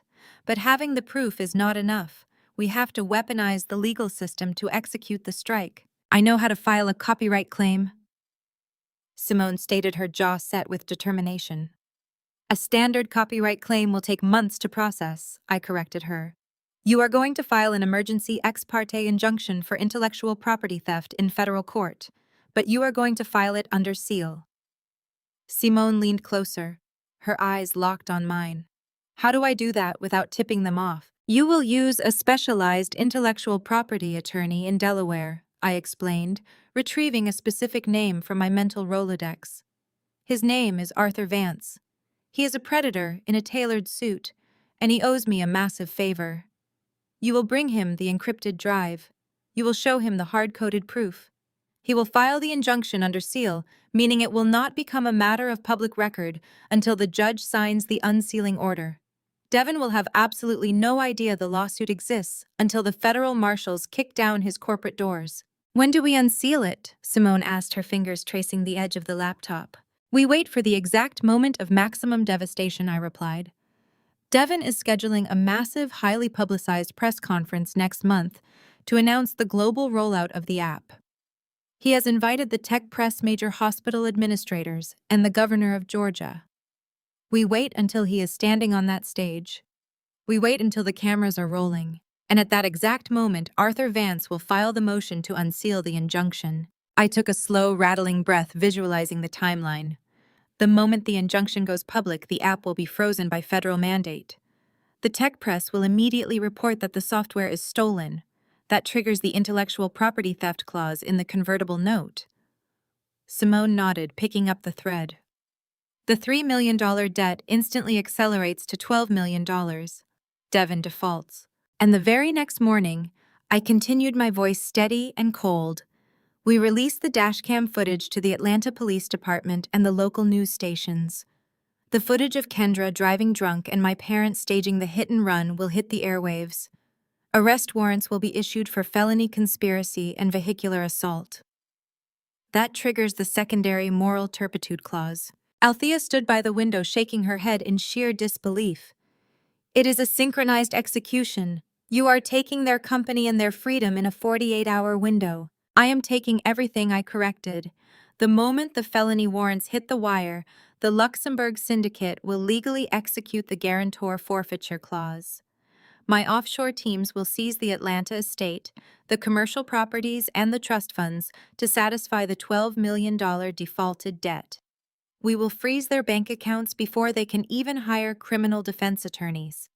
They will be facing federal fraud charges and state felony charges, and they will be completely, entirely broke." Simone looked at the screen, her reflection caught in the dark monitor.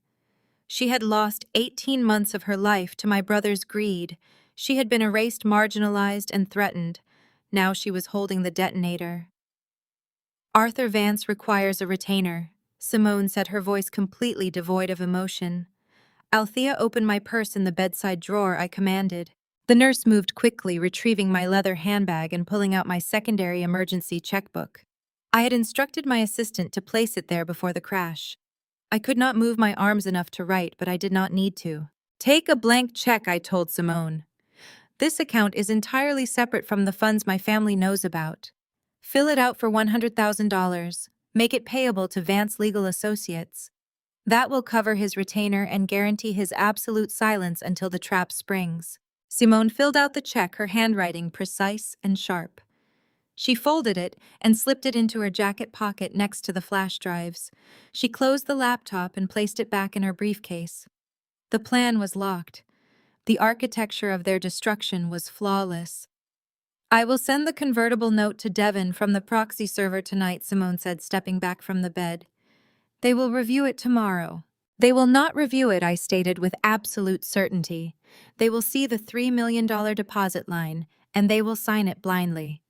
They are far too arrogant to believe anyone could outsmart them. Simone walked to the door, placing her hand on the heavy metal handle. She looked back at me, her sharp eyes studying the titanium halo bolted to my skull. We are going to burn their empire to the ground, Zuri. I stared back at her, feeling the cold mechanical rhythm of the heart monitor, matching the pulse of my own dark anticipation. Strike the match, Simone. 2 days later, the match ignited. Day 10 in the intensive care unit began exactly like the previous 9, marked by the rhythmic mechanical hissing of the vital monitors and the suffocating scent of industrial bleach. But at precisely 1 o'clock in the afternoon, the heavy wooden door swung open. The suffocating quiet shattered. The Wallace family had returned from their coastal victory lap.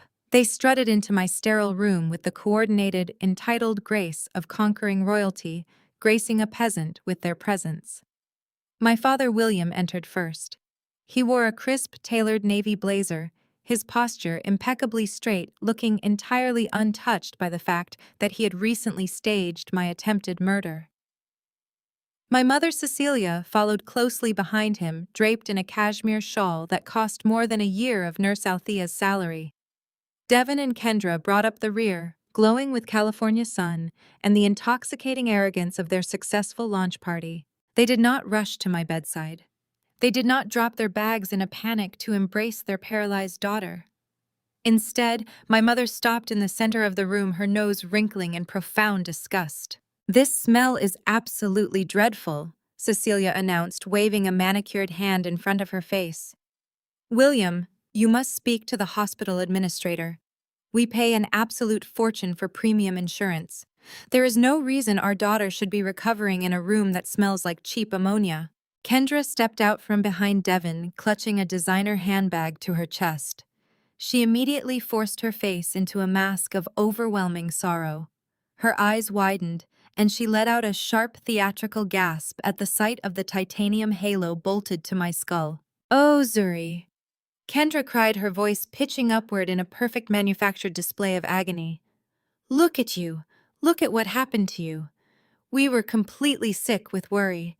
We rushed back the absolute second we could get a private flight out of San Diego." I kept my face entirely blank, forcing my respiratory rate to remain perfectly steady on the monitor. I looked at the woman who had crushed my spine. She was not wearing the diamond necklace I had purchased for her, but I could still see the phantom gleam of it against her collarbone. Nurse Althea stood rigidly in the corner of the room. Her jaw clenched so tightly I thought her teeth might crack. She knew exactly what Kendra had done. She knew exactly what my parents had done, but Althea followed my strict orders. She remained silent, a vigilant sentinel watching the predators circle my bed. Cecilia turned her attention away from the industrial smell and focused on Althea. "You there, nurse?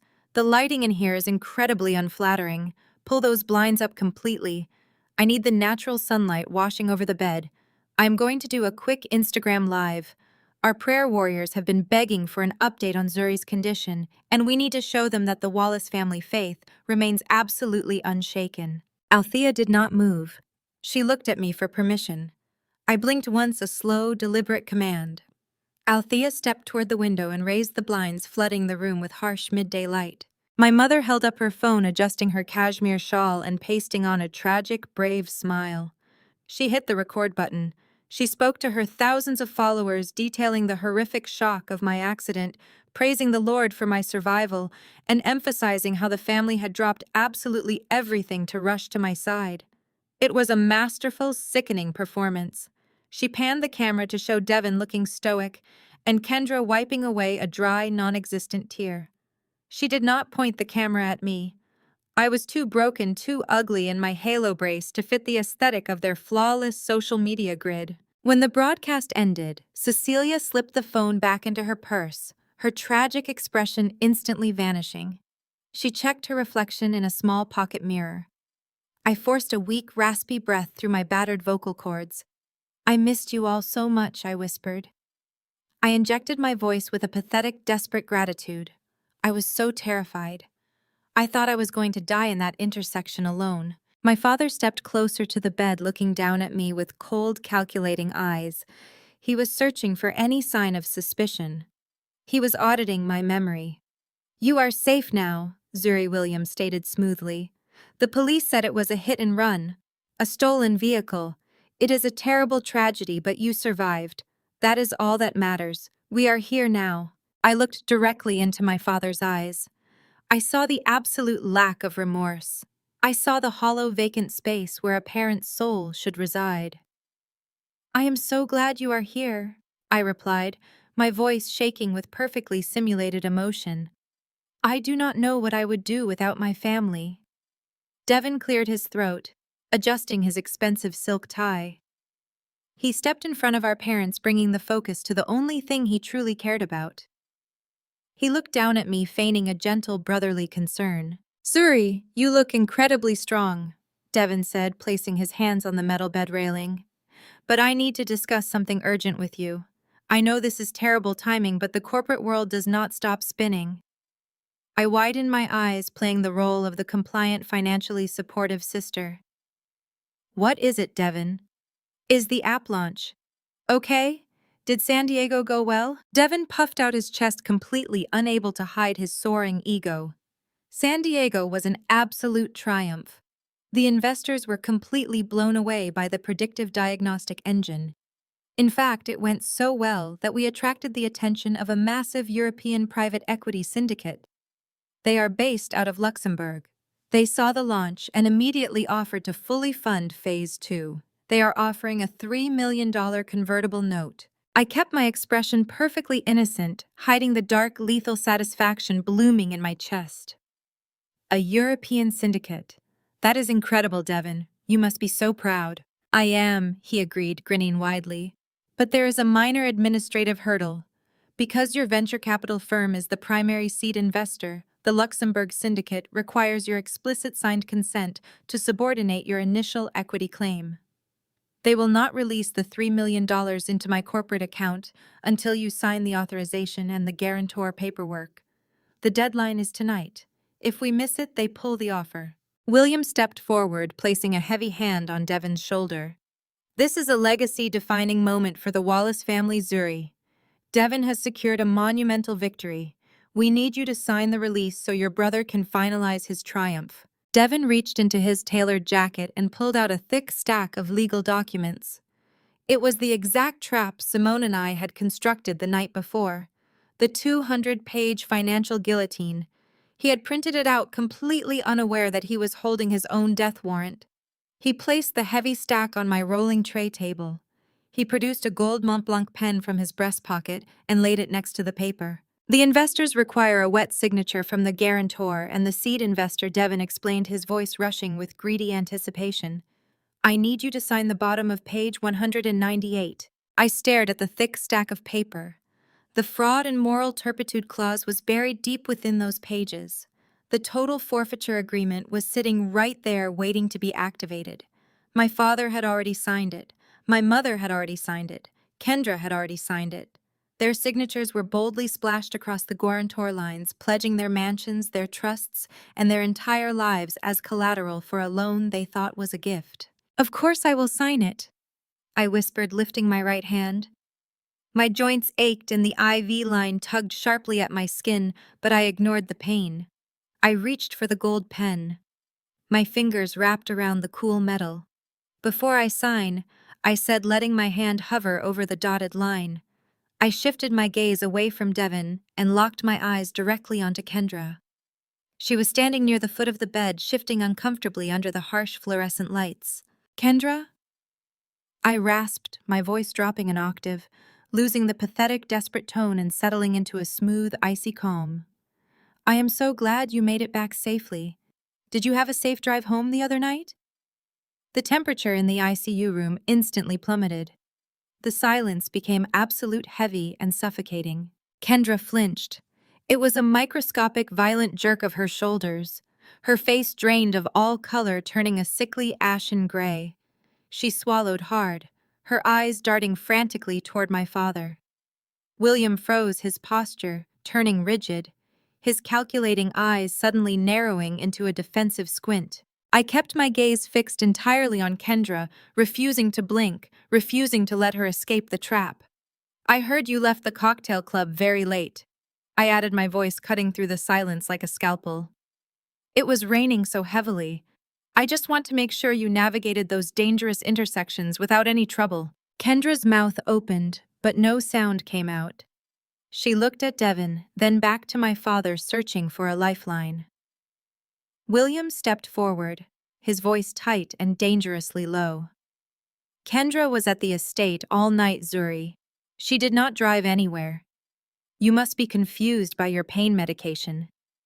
Kendra nodded frantically, latching onto the lie with desperate relief. Yes, she stammered, her voice shaking violently. I was home. I did not drive. I was perfectly safe. I stared at her for 5 long, agonizing seconds. I watched the terror radiate from her skin. I watched the guilt consume her. She was lying to my face, standing inches away from the metal halo holding my shattered spine together. I let a slow, terrifying smile stretch across my face. I am so glad to hear that, I whispered. I would hate for anything terrible to happen to our family. I lowered the gold Mont Blanc pen to the heavy paper. I did not hesitate. I did not tremble. I pressed the ink into the page and signed my name with absolute flawless precision. I authorized the convertible note. I locked the Luxembourg syndicate into place. I armed the intellectual property trigger, and I armed the felony forfeiture clause. I lifted the pen and handed the documents back to Devon. He snatched them up instantly, a massive grin breaking across his face, completely oblivious to the panic radiating from his wife and his father. Thank you, Zuri, Devon cheered, tapping the papers against the tray table. You just secured the Wallace family empire. We are going to be unstoppable. William looked at me, his eyes dark with unvoiced suspicion, but the greed overrode his caution. He nodded sharply. We need to scan these and send them to Europe immediately. Let us go, Devon. The Wallace family turned and filed out of the intensive care unit. They walked out with their designer bags, their flawless clothes, and their stolen triumphs. They thought they had won. They thought they had successfully buried my life to build their throne. The heavy wooden door clicked shut behind them. Nurse Althea stepped up to the side of my bed. She looked down at me, her eyes wide with a mixture of fear and profound respect. You signed it, she whispered. I settled back against the pillows. The pain in my neck was entirely gone, replaced by a cold, magnificent euphoria. The countdown had officially begun. The legal architecture was locked. The financial guillotine was raised. Yes, Althea, I replied, my voice echoing in the quiet, sterile room. They just signed away their entire existence. Now we call Arthur Vance. We unseal the injunction. We drop the blade. The next 60 days became a masterclass in calculated endurance. Once the immediate danger to my spinal cord passed, the titanium halo was removed, replaced by a rigid cervical collar, and eventually nothing but the scarred skin of my own neck. Physical therapy was a brutal daily reckoning. My body fought me at every turn. Muscles that had atrophied during my paralysis screamed in protest as the therapist forced me to stand, to walk, to remember how to carry my own weight. I did not complain. I channeled every ounce of physical agony into my mental ledger. Every sharp spike of nerve pain was assigned a dollar value. Every grueling step across the parallel bars was another nail in Devon's corporate coffin. I treated my physical rehabilitation with the same ruthless efficiency I applied to a hostile corporate takeover. I refused to leave that hospital in a wheelchair. I refused to let my parents look down at me ever again. When the doctors finally signed my discharge papers 8 weeks after the collision, I walked out of the double-glass doors of the rehabilitation center on my own 2 feet. My stride was slow, heavily assisted by a custom-milled sleek carbon fiber cane with a polished silver handle. The cane was not a symbol of weakness. It was a weapon of elegant design, a physical manifestation of the new hardened reality I now inhabited. The grip fit perfectly into my palm, cool and uncompromising. I did not return to the Atlanta estate. I moved directly into a secure high-rise penthouse downtown, entirely funded by my offshore accounts and registered under a shell corporation. I needed an isolated command center to oversee the final preparations without any interruptions. The distance suited my family perfectly. They did not call to ask where I had gone. They did not send a car to collect me. Once my signature was secured on the convertible note, my usefulness to the Wallace family had officially expired. They retreated to their gilded world, leaving me in peace to finalize their destruction. They were far too busy to concern themselves with a crippled daughter. They were preparing for a coronation. They were so fixated on building their golden dynasty that they completely ignored the foundational cracks forming beneath them. Devon's stolen medical app had officially launched to widespread unearned acclaim. The $50 million bridge loan from my Phantom Luxembourg syndicate had cleared his corporate accounts, instantly elevating his valuation into the stratosphere. He was the golden boy of the tech world, featured on magazine covers and praised in financial blogs as a visionary disruptor. To solidify his fraudulent triumph, the Atlanta Business Coalition was hosting the prestigious Black Innovator of the Year Gala. It was the social event of the decade, a black tie spectacle designed to honor Devon's supposed genius. My parents were entirely consumed by the pageantry. My offshore surveillance teams monitored their digital communications and financial transactions daily. Cecilia Wallace was spending hundreds of thousands of dollars on custom floral arrangements, imported champagne, and aggressive public relations campaigns to ensure the gala dominated the national news cycle. William was leveraging the event to expand his commercial real estate empire, inviting politicians, judges, and high-net-worth investors to bask in the glow of his son's success. Kendra was busy giving interviews to lifestyle magazines about the sacrifices of being a founder's wife, eagerly displaying her stolen wealth. They were inflating a massive glittering balloon, entirely unaware that I was holding the needle. They sent an electronic invitation to my corporate email address, a generic automated message, undoubtedly triggered by an assistant's mailing list. There was no personal note. There was no phone call urging me to attend. They expected me to stay hidden away, nursing my injuries in silence while they commanded the spotlight. I accepted the calendar invite with a single click. As the date of the gala approached, the city of Atlanta buzzed with anticipation. Billboards featured Devon's face. Social media feeds were saturated with countdowns to the big night. The Wallace family was flying closer to the sun than they had ever dared, their wings constructed entirely of wax and stolen code. They believed their ascent was permanent. They believed they had outsmarted the system, outsmarted the law, and outsmarted me. They were completely blinded by the blinding glare of their own narcissism. I watched them climb higher and higher, measuring the exact distance they were about to fall. Behind the thick glass walls of my penthouse, the trap was fully primed. Simone and I operated in total synchronization. She had met with Arthur Vance, the intellectual property attorney I had secured. Arthur was a legal shark who understood exactly how to navigate the federal court system to maximize devastation. He reviewed the cryptographic proofs, the timestamps, and the original architecture of the source code. He was astounded by the sheer brazen incompetence of Devon's theft. Simone officially filed the copyright injunction under seal in federal court. The judge reviewed the irrefutable, hard-coded evidence and granted the emergency ex parte motion without hesitation. The legal documentation to freeze Devon's app and seize his servers was currently sitting in a sealed federal vault, waiting for the exact command to be unsealed and executed. The financial trigger was locked and loaded, but the financial ruin was only half the equation. The criminal justice component required a more delicate touch. I could not simply mail the dashcam footage to a generic police tip line and risk it being buried by a corrupt detective on my father's payroll. I needed a silent, incorruptible ally. I found one in Chief Deputy Marcus Thorne. Thorne was a 20-year veteran of the Atlanta Police Department, a man known for his rigid moral compass and his deep-seated disdain for wealthy families who believed their bank accounts placed them above the law. I had anonymously couriered a highly encrypted tablet directly to Thorne's personal residence. The tablet contained the unedited dashcam footage of the hit and run, along with a detailed forensic breakdown of the stolen Range Rover report filed by my father. Thorne did not disappoint me. My surveillance network intercepted internal police communications indicating that Thorne had personally reviewed the footage. He immediately recognized William and Cecilia.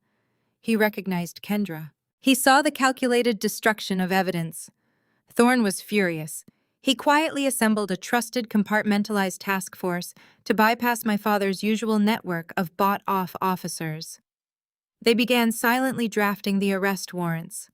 Felony conspiracy, vehicular assault, tampering with evidence, hit and run resulting in catastrophic bodily injury. The warrants were drafted, reviewed, and officially signed by a superior court judge. Thorne was waiting for the right moment to execute the strike. I sent an anonymous, untraceable, encrypted message to his secure terminal, suggesting that a high-profile public arrest at the upcoming gala would send a clear, undeniable message that no one in Atlanta was above the law. Thorne's response was a simple single-word acknowledgement. Received. The board was completely set. Every piece was perfectly positioned on the squares.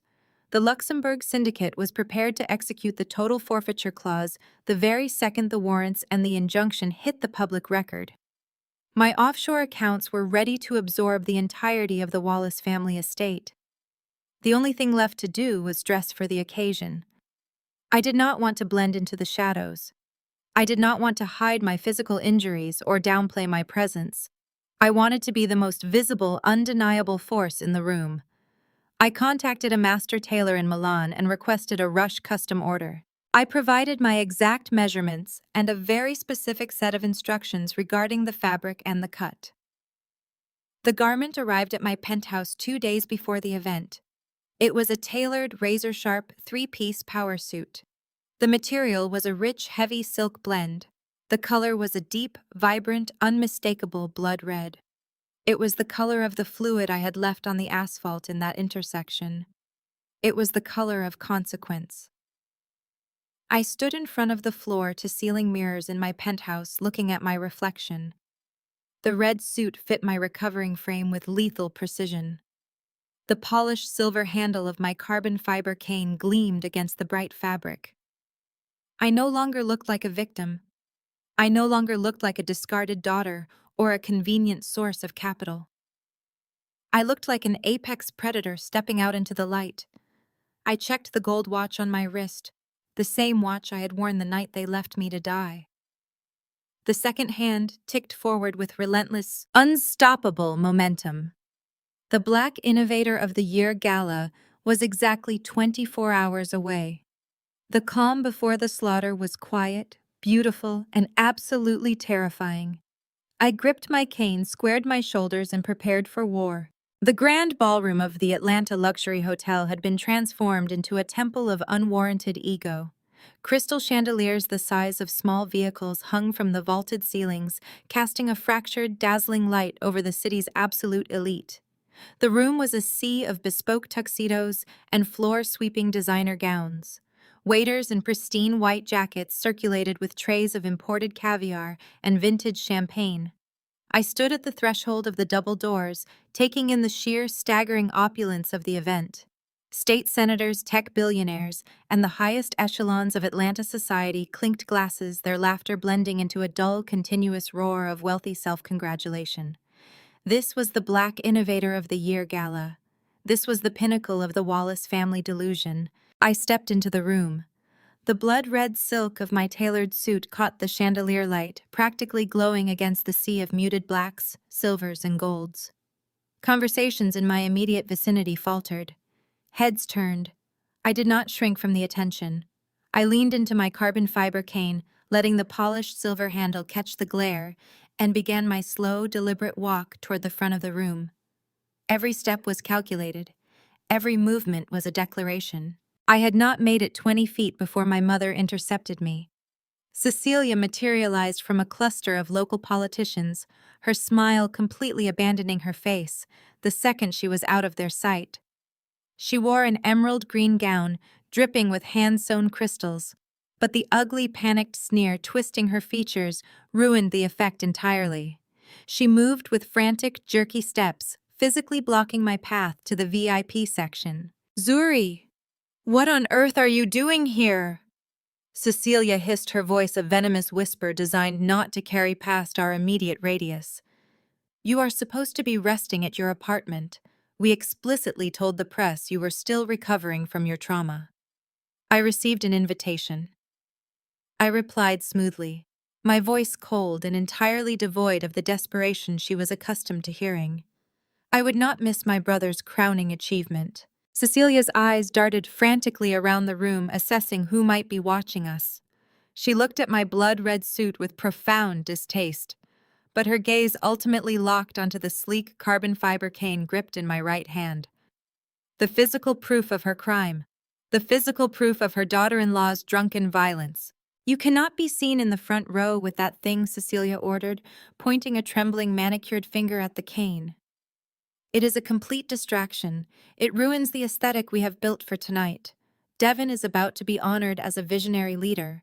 We need a flawless family image. Hide the cane in the back, Zuri.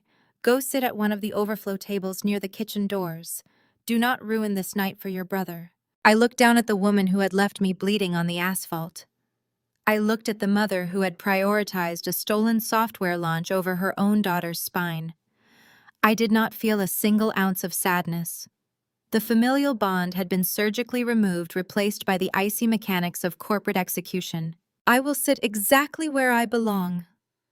"Mother," I stated, my tone dropping to a clinical, terrifying whisper. "And if you attempt to physically block me again, I will loudly ask you to explain to the state senator behind you why you are trying to hide your crippled daughter in the shadows." Cecilia recoiled as if I had struck her across the face. Her mouth opened, but no words came out. She had expected compliance. She had expected the broken, desperate Zuri who yearned for a scrap of her affection. She was entirely unequipped to handle the apex predator standing before her. I did not wait for her to recover her senses. I stepped around her frozen form, the rubber tip of my cane striking the marble floor with a sharp, resonant thud. I walked directly to the VIP tables at the very edge of the stage. The placards bore the names of my father, my mother Kendra, and Devin. I found the seat reserved for the governor, who had apparently canceled at the last minute and pulled the chair back.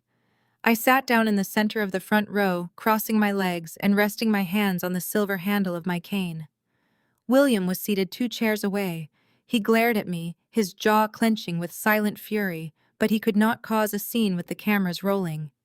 Kendra sat beside him, refusing to make eye contact, her hands shaking slightly as she gripped her champagne flute. The lights in the grand ballroom dimmed, signaling the start of the main event. A spotlight hit the center of the stage. The dull roar of the crowd faded into an expectant, glittering silence. Devin strode out from behind the velvet curtains, basking in the applause before he had even spoken a single word. He wore a custom velvet tuxedo jacket, looking every inch the brilliant, disruptive tech founder he was pretending to be. He flashed his perfect, empty smile at the audience, soaking in their adoration. He walked to the acrylic podium, adjusting the microphone with practiced ease. Behind him, 3 massive projector screens illuminated, displaying the sleek, stolen logo of his diagnostic application. "Thank you," Devin began, his voice booming through the state-of-the-art sound system. "Thank you all for being here tonight. When I look out into this room, I do not just see investors and politicians, I see the future. I see a community dedicated to pushing the boundaries of what is possible. He paused, letting the applause swell again. I watched him with unblinking focus. He was stealing valor with every breath he took. He was claiming ownership of Simone's sleepless nights, her brilliant coding architecture, her relentless genius. They call me an innovator. Devon continued, placing a hand over his heart in a display of manufactured humility. But innovation does not happen in a vacuum. It requires vision. It requires an absolute, unyielding commitment to excellence. When I coded the foundational algorithm for this diagnostic tool, I knew I was creating something that would change the world. I knew I was building a legacy of Black excellence that will outlast us all. The hypocrisy was so profound it was almost artistic. He had not coded a single line. He did not even understand the basic mathematical principles governing the software he was claiming as his own. He had stolen it, repackaged it, and sold it to the highest bidder to feed his insatiable ego. This app is a product of my own blood, sweat, and tears, Devon declared, his voice rising in an impassioned crescendo. It is my genius creation, born from a desire to revolutionize healthcare.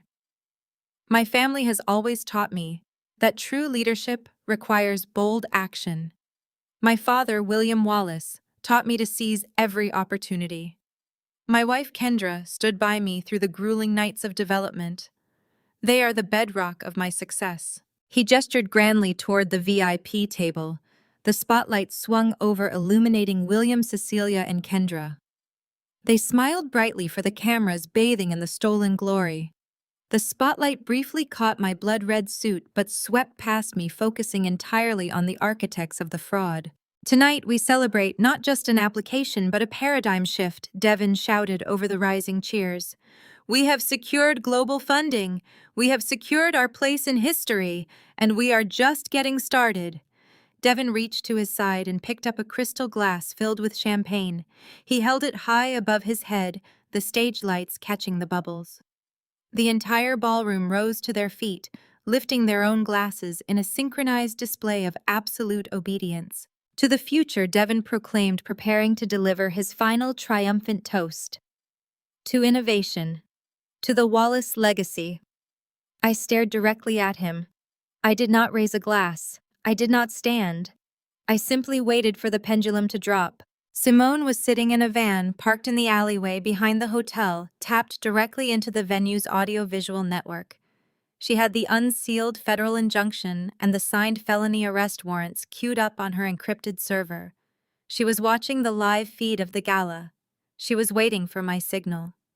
Devon opened his mouth to speak the final words of his toast. The microphone abruptly cut out. A sharp, piercing feedback squeal echoed through the massive ballroom, causing several guests in the front row to flinch and cover their ears.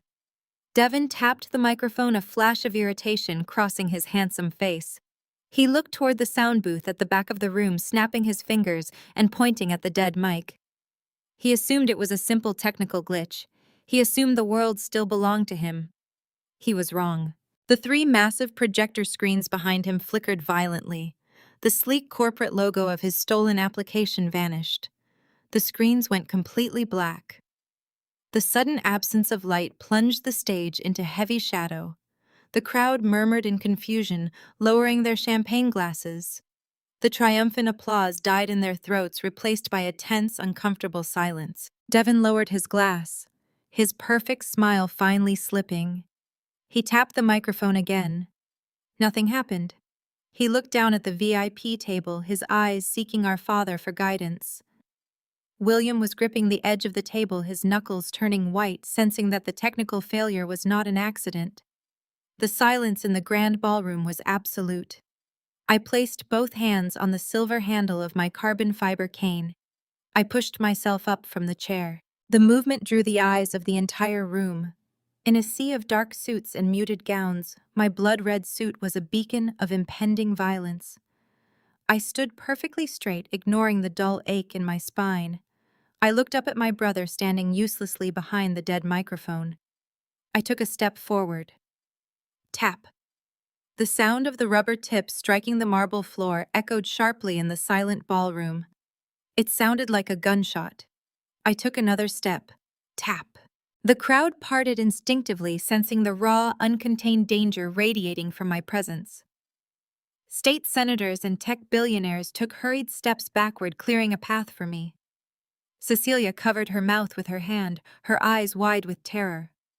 William sat completely paralyzed, the realization of his impending doom finally washing over his arrogant face. Kendra looked like she was about to faint, her breathing shallow and rapid. I did not look at any of them. I kept my gaze locked entirely on Devin. He stood on the stage, the crystal champagne glass shaking slightly in his hand. The swagger had completely evaporated from his posture.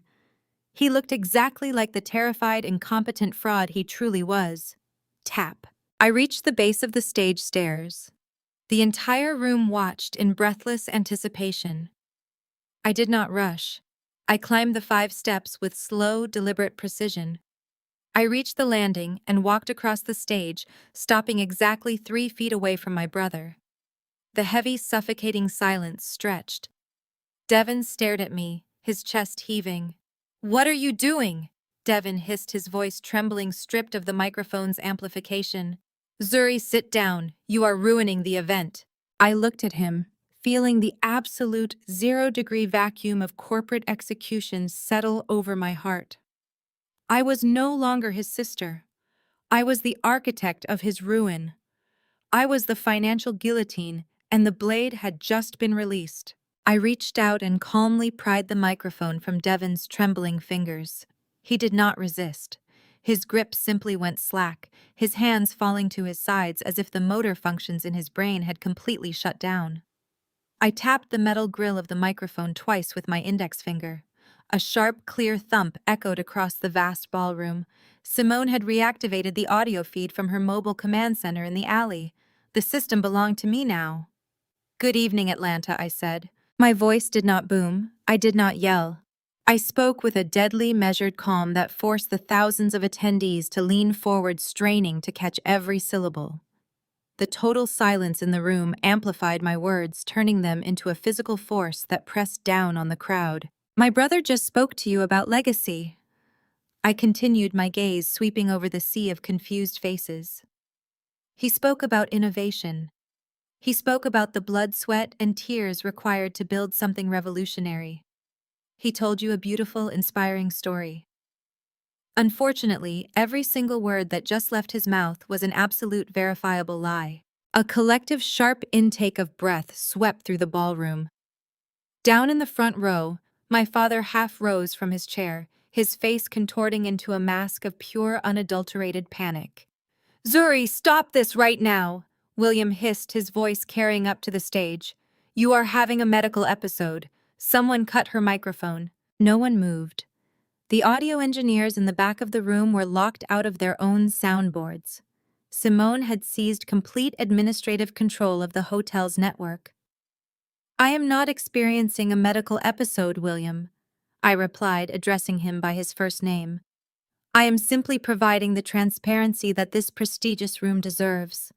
Devin is not a visionary. He is not a coder. He is a thief.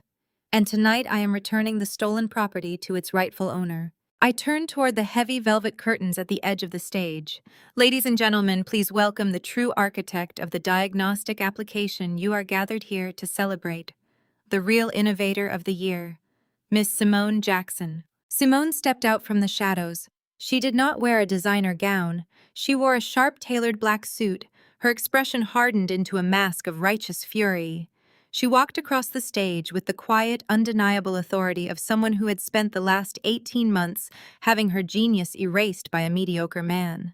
She came to a halt beside me, glaring at Devin with absolute contempt. Devin took a step backward, his face draining of whatever color it had left. He recognized her instantly. The 3 massive projector screens behind us suddenly flared back to life. The stolen logo was gone. In its place, lines of complex, brilliant source code scrolled rapidly across the screens. Highlighted in bright, undeniable crimson were the cryptographic signatures and foundational architecture that formed the backbone of the entire application. "Look at the screens," I instructed the audience. "You will see the core diagnostic algorithm. Pay close attention to the digital timestamps embedded in the foundational architecture. You will see that this code was written encrypted and registered to Simone Jackson, a full 12 months before my brother even incorporated his shell company. Simone pulled a sleek black tablet from her jacket pocket. She tapped the screen once. The display behind us shifted. It now showed a side-by-side comparison. On the left was Simone's original copyrighted code. On the right was the exact code Devin had submitted to his investors and federal regulators. They were perfectly identical. He did not even bother to change my syntax, Simone stated, her voice amplified through my microphone, ringing with cold, hard truth. He simply copied my life's work, deleted my name, and put his own at the top of the file. He built a fraudulent empire on my back. The reaction in the ballroom was instantaneous and catastrophic. The polite, confused silence erupted into a chaotic frenzy. A shockwave rippled through the front rows where the major venture capitalists, institutional investors, and tech journalists were seated. The gasps were audible. Chairs scraped violently against the marble floor as investors leaped to their feet. The darkness of the ballroom was suddenly illuminated by hundreds of glowing rectangles. Every single investor, hedge fund manager, and board member in the room had pulled out their phone. They were frantically dialing their legal teams, their risk management officers, and their crisis public relations firms. The Golden Boy had just been exposed as a massive liability. Devin looked out at the sea of panicking billionaires. His chest heaved. He raised his hands, shaking his head frantically. No. Devin stammered, his voice weak and pathetic. It is a lie. She is a disgruntled former contractor. She is hacking the presentation. Dad, tell them. But William was not looking at Devin. He was staring at the screens, his business acumen finally overpowering his paternal delusion. He knew what a digital watermark was. He knew what irrefutable proof looked like. He knew it was over. I turned my body, blocking Devin from the crowd, trapping him in my gaze. I did not raise my voice. I did not need to. The silence immediately surrounding the stage was absolute as the high society elite strained to witness the execution. Do you remember the convertible note you signed in my hospital room, Devin? I asked, my voice chillingly pleasant. The $3 million bridge loan from the Luxembourg private equity syndicate? The one you desperately needed to keep the servers running because you burned through my initial seed capital on luxury cars and private jets. Devin swallowed hard, his eyes darting frantically. We sent the signed papers to Europe. The money cleared. We are fully funded. The money cleared, I agreed.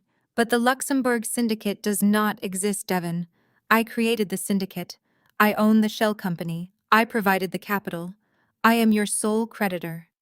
Devin staggered backward as if I had physically struck him. The comprehension was slow, agonizing, and entirely devastating as it washed over his face. And because I am your creditor, I continued, my voice carrying the lethal weight of a judge reading a death sentence, I get to enforce the terms of the agreement you signed without reading. Section 9, Paragraph 4, the Fraud and Moral Turpitude Clause. I took a step closer to him, leaning my weight onto my carbon fiber cane. You stole Simone's code. You committed federal intellectual property fraud. The moment the Copyright Office granted her injunction this afternoon, that clause was triggered. Due to intellectual property theft, your $5 million debt is now in default. The number hung in the air. The original loan, bloated by the catastrophic punitive premium written into the fine print, had instantly transformed into a fatal anchor. Devin began to violently hyperventilate, gasping for air. He grabbed his own hair, his perfectly styled, custom-tailored velvet tuxedo, suddenly looking exactly like a pathetic, oversized clown suit. You cannot do this. We will declare bankruptcy. The company will fold. You get nothing. I let out a slow, dark, mocking chuckle. It was a sound devoid of any joy. You really are profoundly stupid, Devin. Did you honestly think I would loan you a single cent without full collateralization? I reached inside the breast pocket of my blood-red suit and withdrew a thick, folded legal document. It was stamped with the official seal of the Delaware Chancery Court. I held the document up, ensuring the cameras at the back of the room captured it perfectly. You did not just sign on behalf of the company, I explained, turning slightly to ensure my parents in the front row could hear every single devastating syllable. I required personal guarantors. You signed it. Kendra signed it. Cecilia signed it. William signed it. You all agreed to total unconditional forfeiture of your personal assets in the event of a moral turpitude default. Down in the front row, Cecilia let out a sharp, piercing wail. She collapsed back into her chair, clutching her chest as if she were having a heart attack. Kendra sat entirely paralyzed, her champagne glass slipping from her fingers and shattering against the marble floor, the expensive liquid soaking into the hem of her designer gown. William leaped up, kicking his chair back so violently it crashed into the table behind him. You cannot enforce that. It is predatory. No judge will uphold an asset seizure of that magnitude without a trial. The Delaware courts already have William I countered, looking down at my father with absolute zero-degree contempt. The contract included a binding arbitration waiver. You waived your right to a trial. You waived your right to an appeal. The moment the injunction went live, my attorneys filed the default notice. I unfolded the thick legal document, holding it out for Devin to see. These are the executed asset seizure documents signed and certified by a federal judge an hour ago. As of this exact moment, Devin's shell company is dissolved. Its remaining assets belong to my venture capital firm. Kendra's offshore trust funds have been frozen and seized to satisfy the punitive premium. I looked past Devin, locking eyes with my father. The great untouchable patriarch of the Wallace family was trembling, his face a portrait of utter ruin. And the collateral required to cover the remainder of the $5 million default, I announced, my voice ringing with finality, includes the Wallace family estate in Atlanta. It includes the entire commercial real estate portfolio. It includes Cecilia's generational wealth. Every bank account, every property deed, every stock portfolio attached to your names is now legally the property of my firm. The ballroom erupted again. The sheer, unprecedented brutality of the maneuver sent a shockwave through the elite crowd. They were witnessing a financial massacre on live television. The journalists at the press tables were typing furiously, documenting the absolute destruction of one of Atlanta's most prominent families. You are entirely bankrupt, I stated, turning my focus back to Devin, who had fallen to his knees on the stage. You have absolutely nothing left. The cars, the mansions, the champagne. It is all gone. You are penniless. Devin stared up at me, tears streaming down his face, ruining his perfectly groomed appearance. He opened his mouth to beg, to plead for mercy, to ask for the sisterly love he had discarded on the asphalt weeks ago. But before he could utter a single pathetic syllable, the heavy brass doors at the back of the grand ballroom swung open with a violent crash. The noise silenced the panicking crowd. Through the heavy brass doors marched a highly coordinated, heavily armed squad of Atlanta Police Department officers led by Chief Deputy Marcus Thorne. They wore black tactical gear, their faces set in grim, unyielding determination. They did not look at the panicking billionaires or the whispering state senators. They marched directly down the center aisle, heading straight for the VIP tables where my broken parents sat. Kendra shattered the silence, a shrill shriek echoing off the chandeliers. "You are a monster!" she screamed, pointing a trembling finger from the table.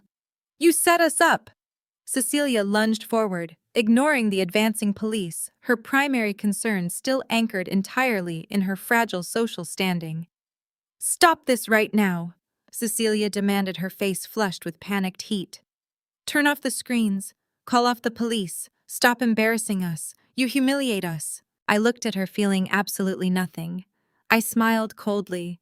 "You think losing your money is the embarrassment?" I asked, my voice carrying cleanly through the sound system. "Wait until they see what you did at 3 o'clock in the morning." I nodded firmly at Simone. The massive projector screens flickered.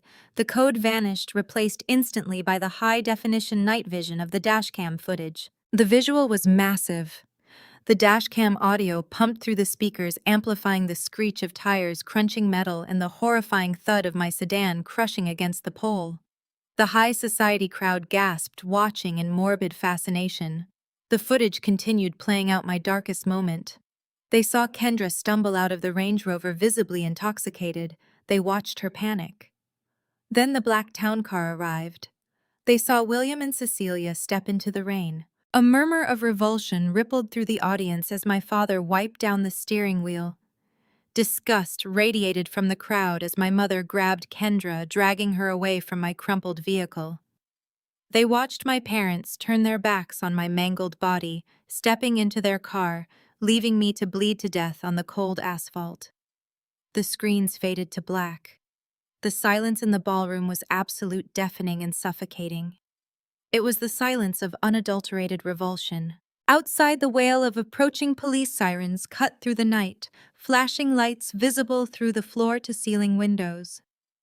Chief Deputy Thorne reached the VIP table. His officers moved with swift precision.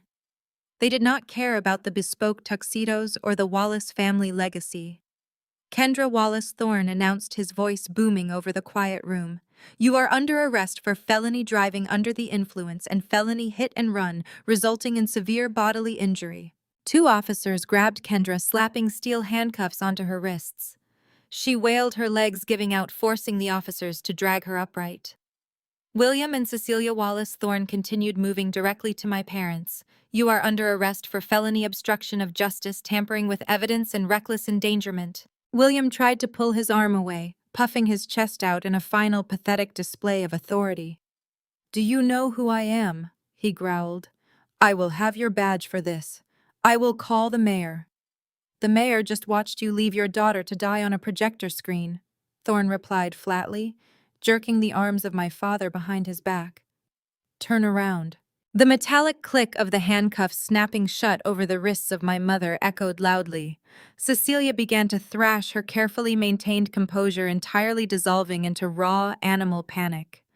The elegant cashmere shawl slipped from her shoulders, trampled beneath the heavy boots of the arresting officers. Zuri Cecilia shrieked, her voice tearing at the seams as the police began to forcibly march them down the center aisle.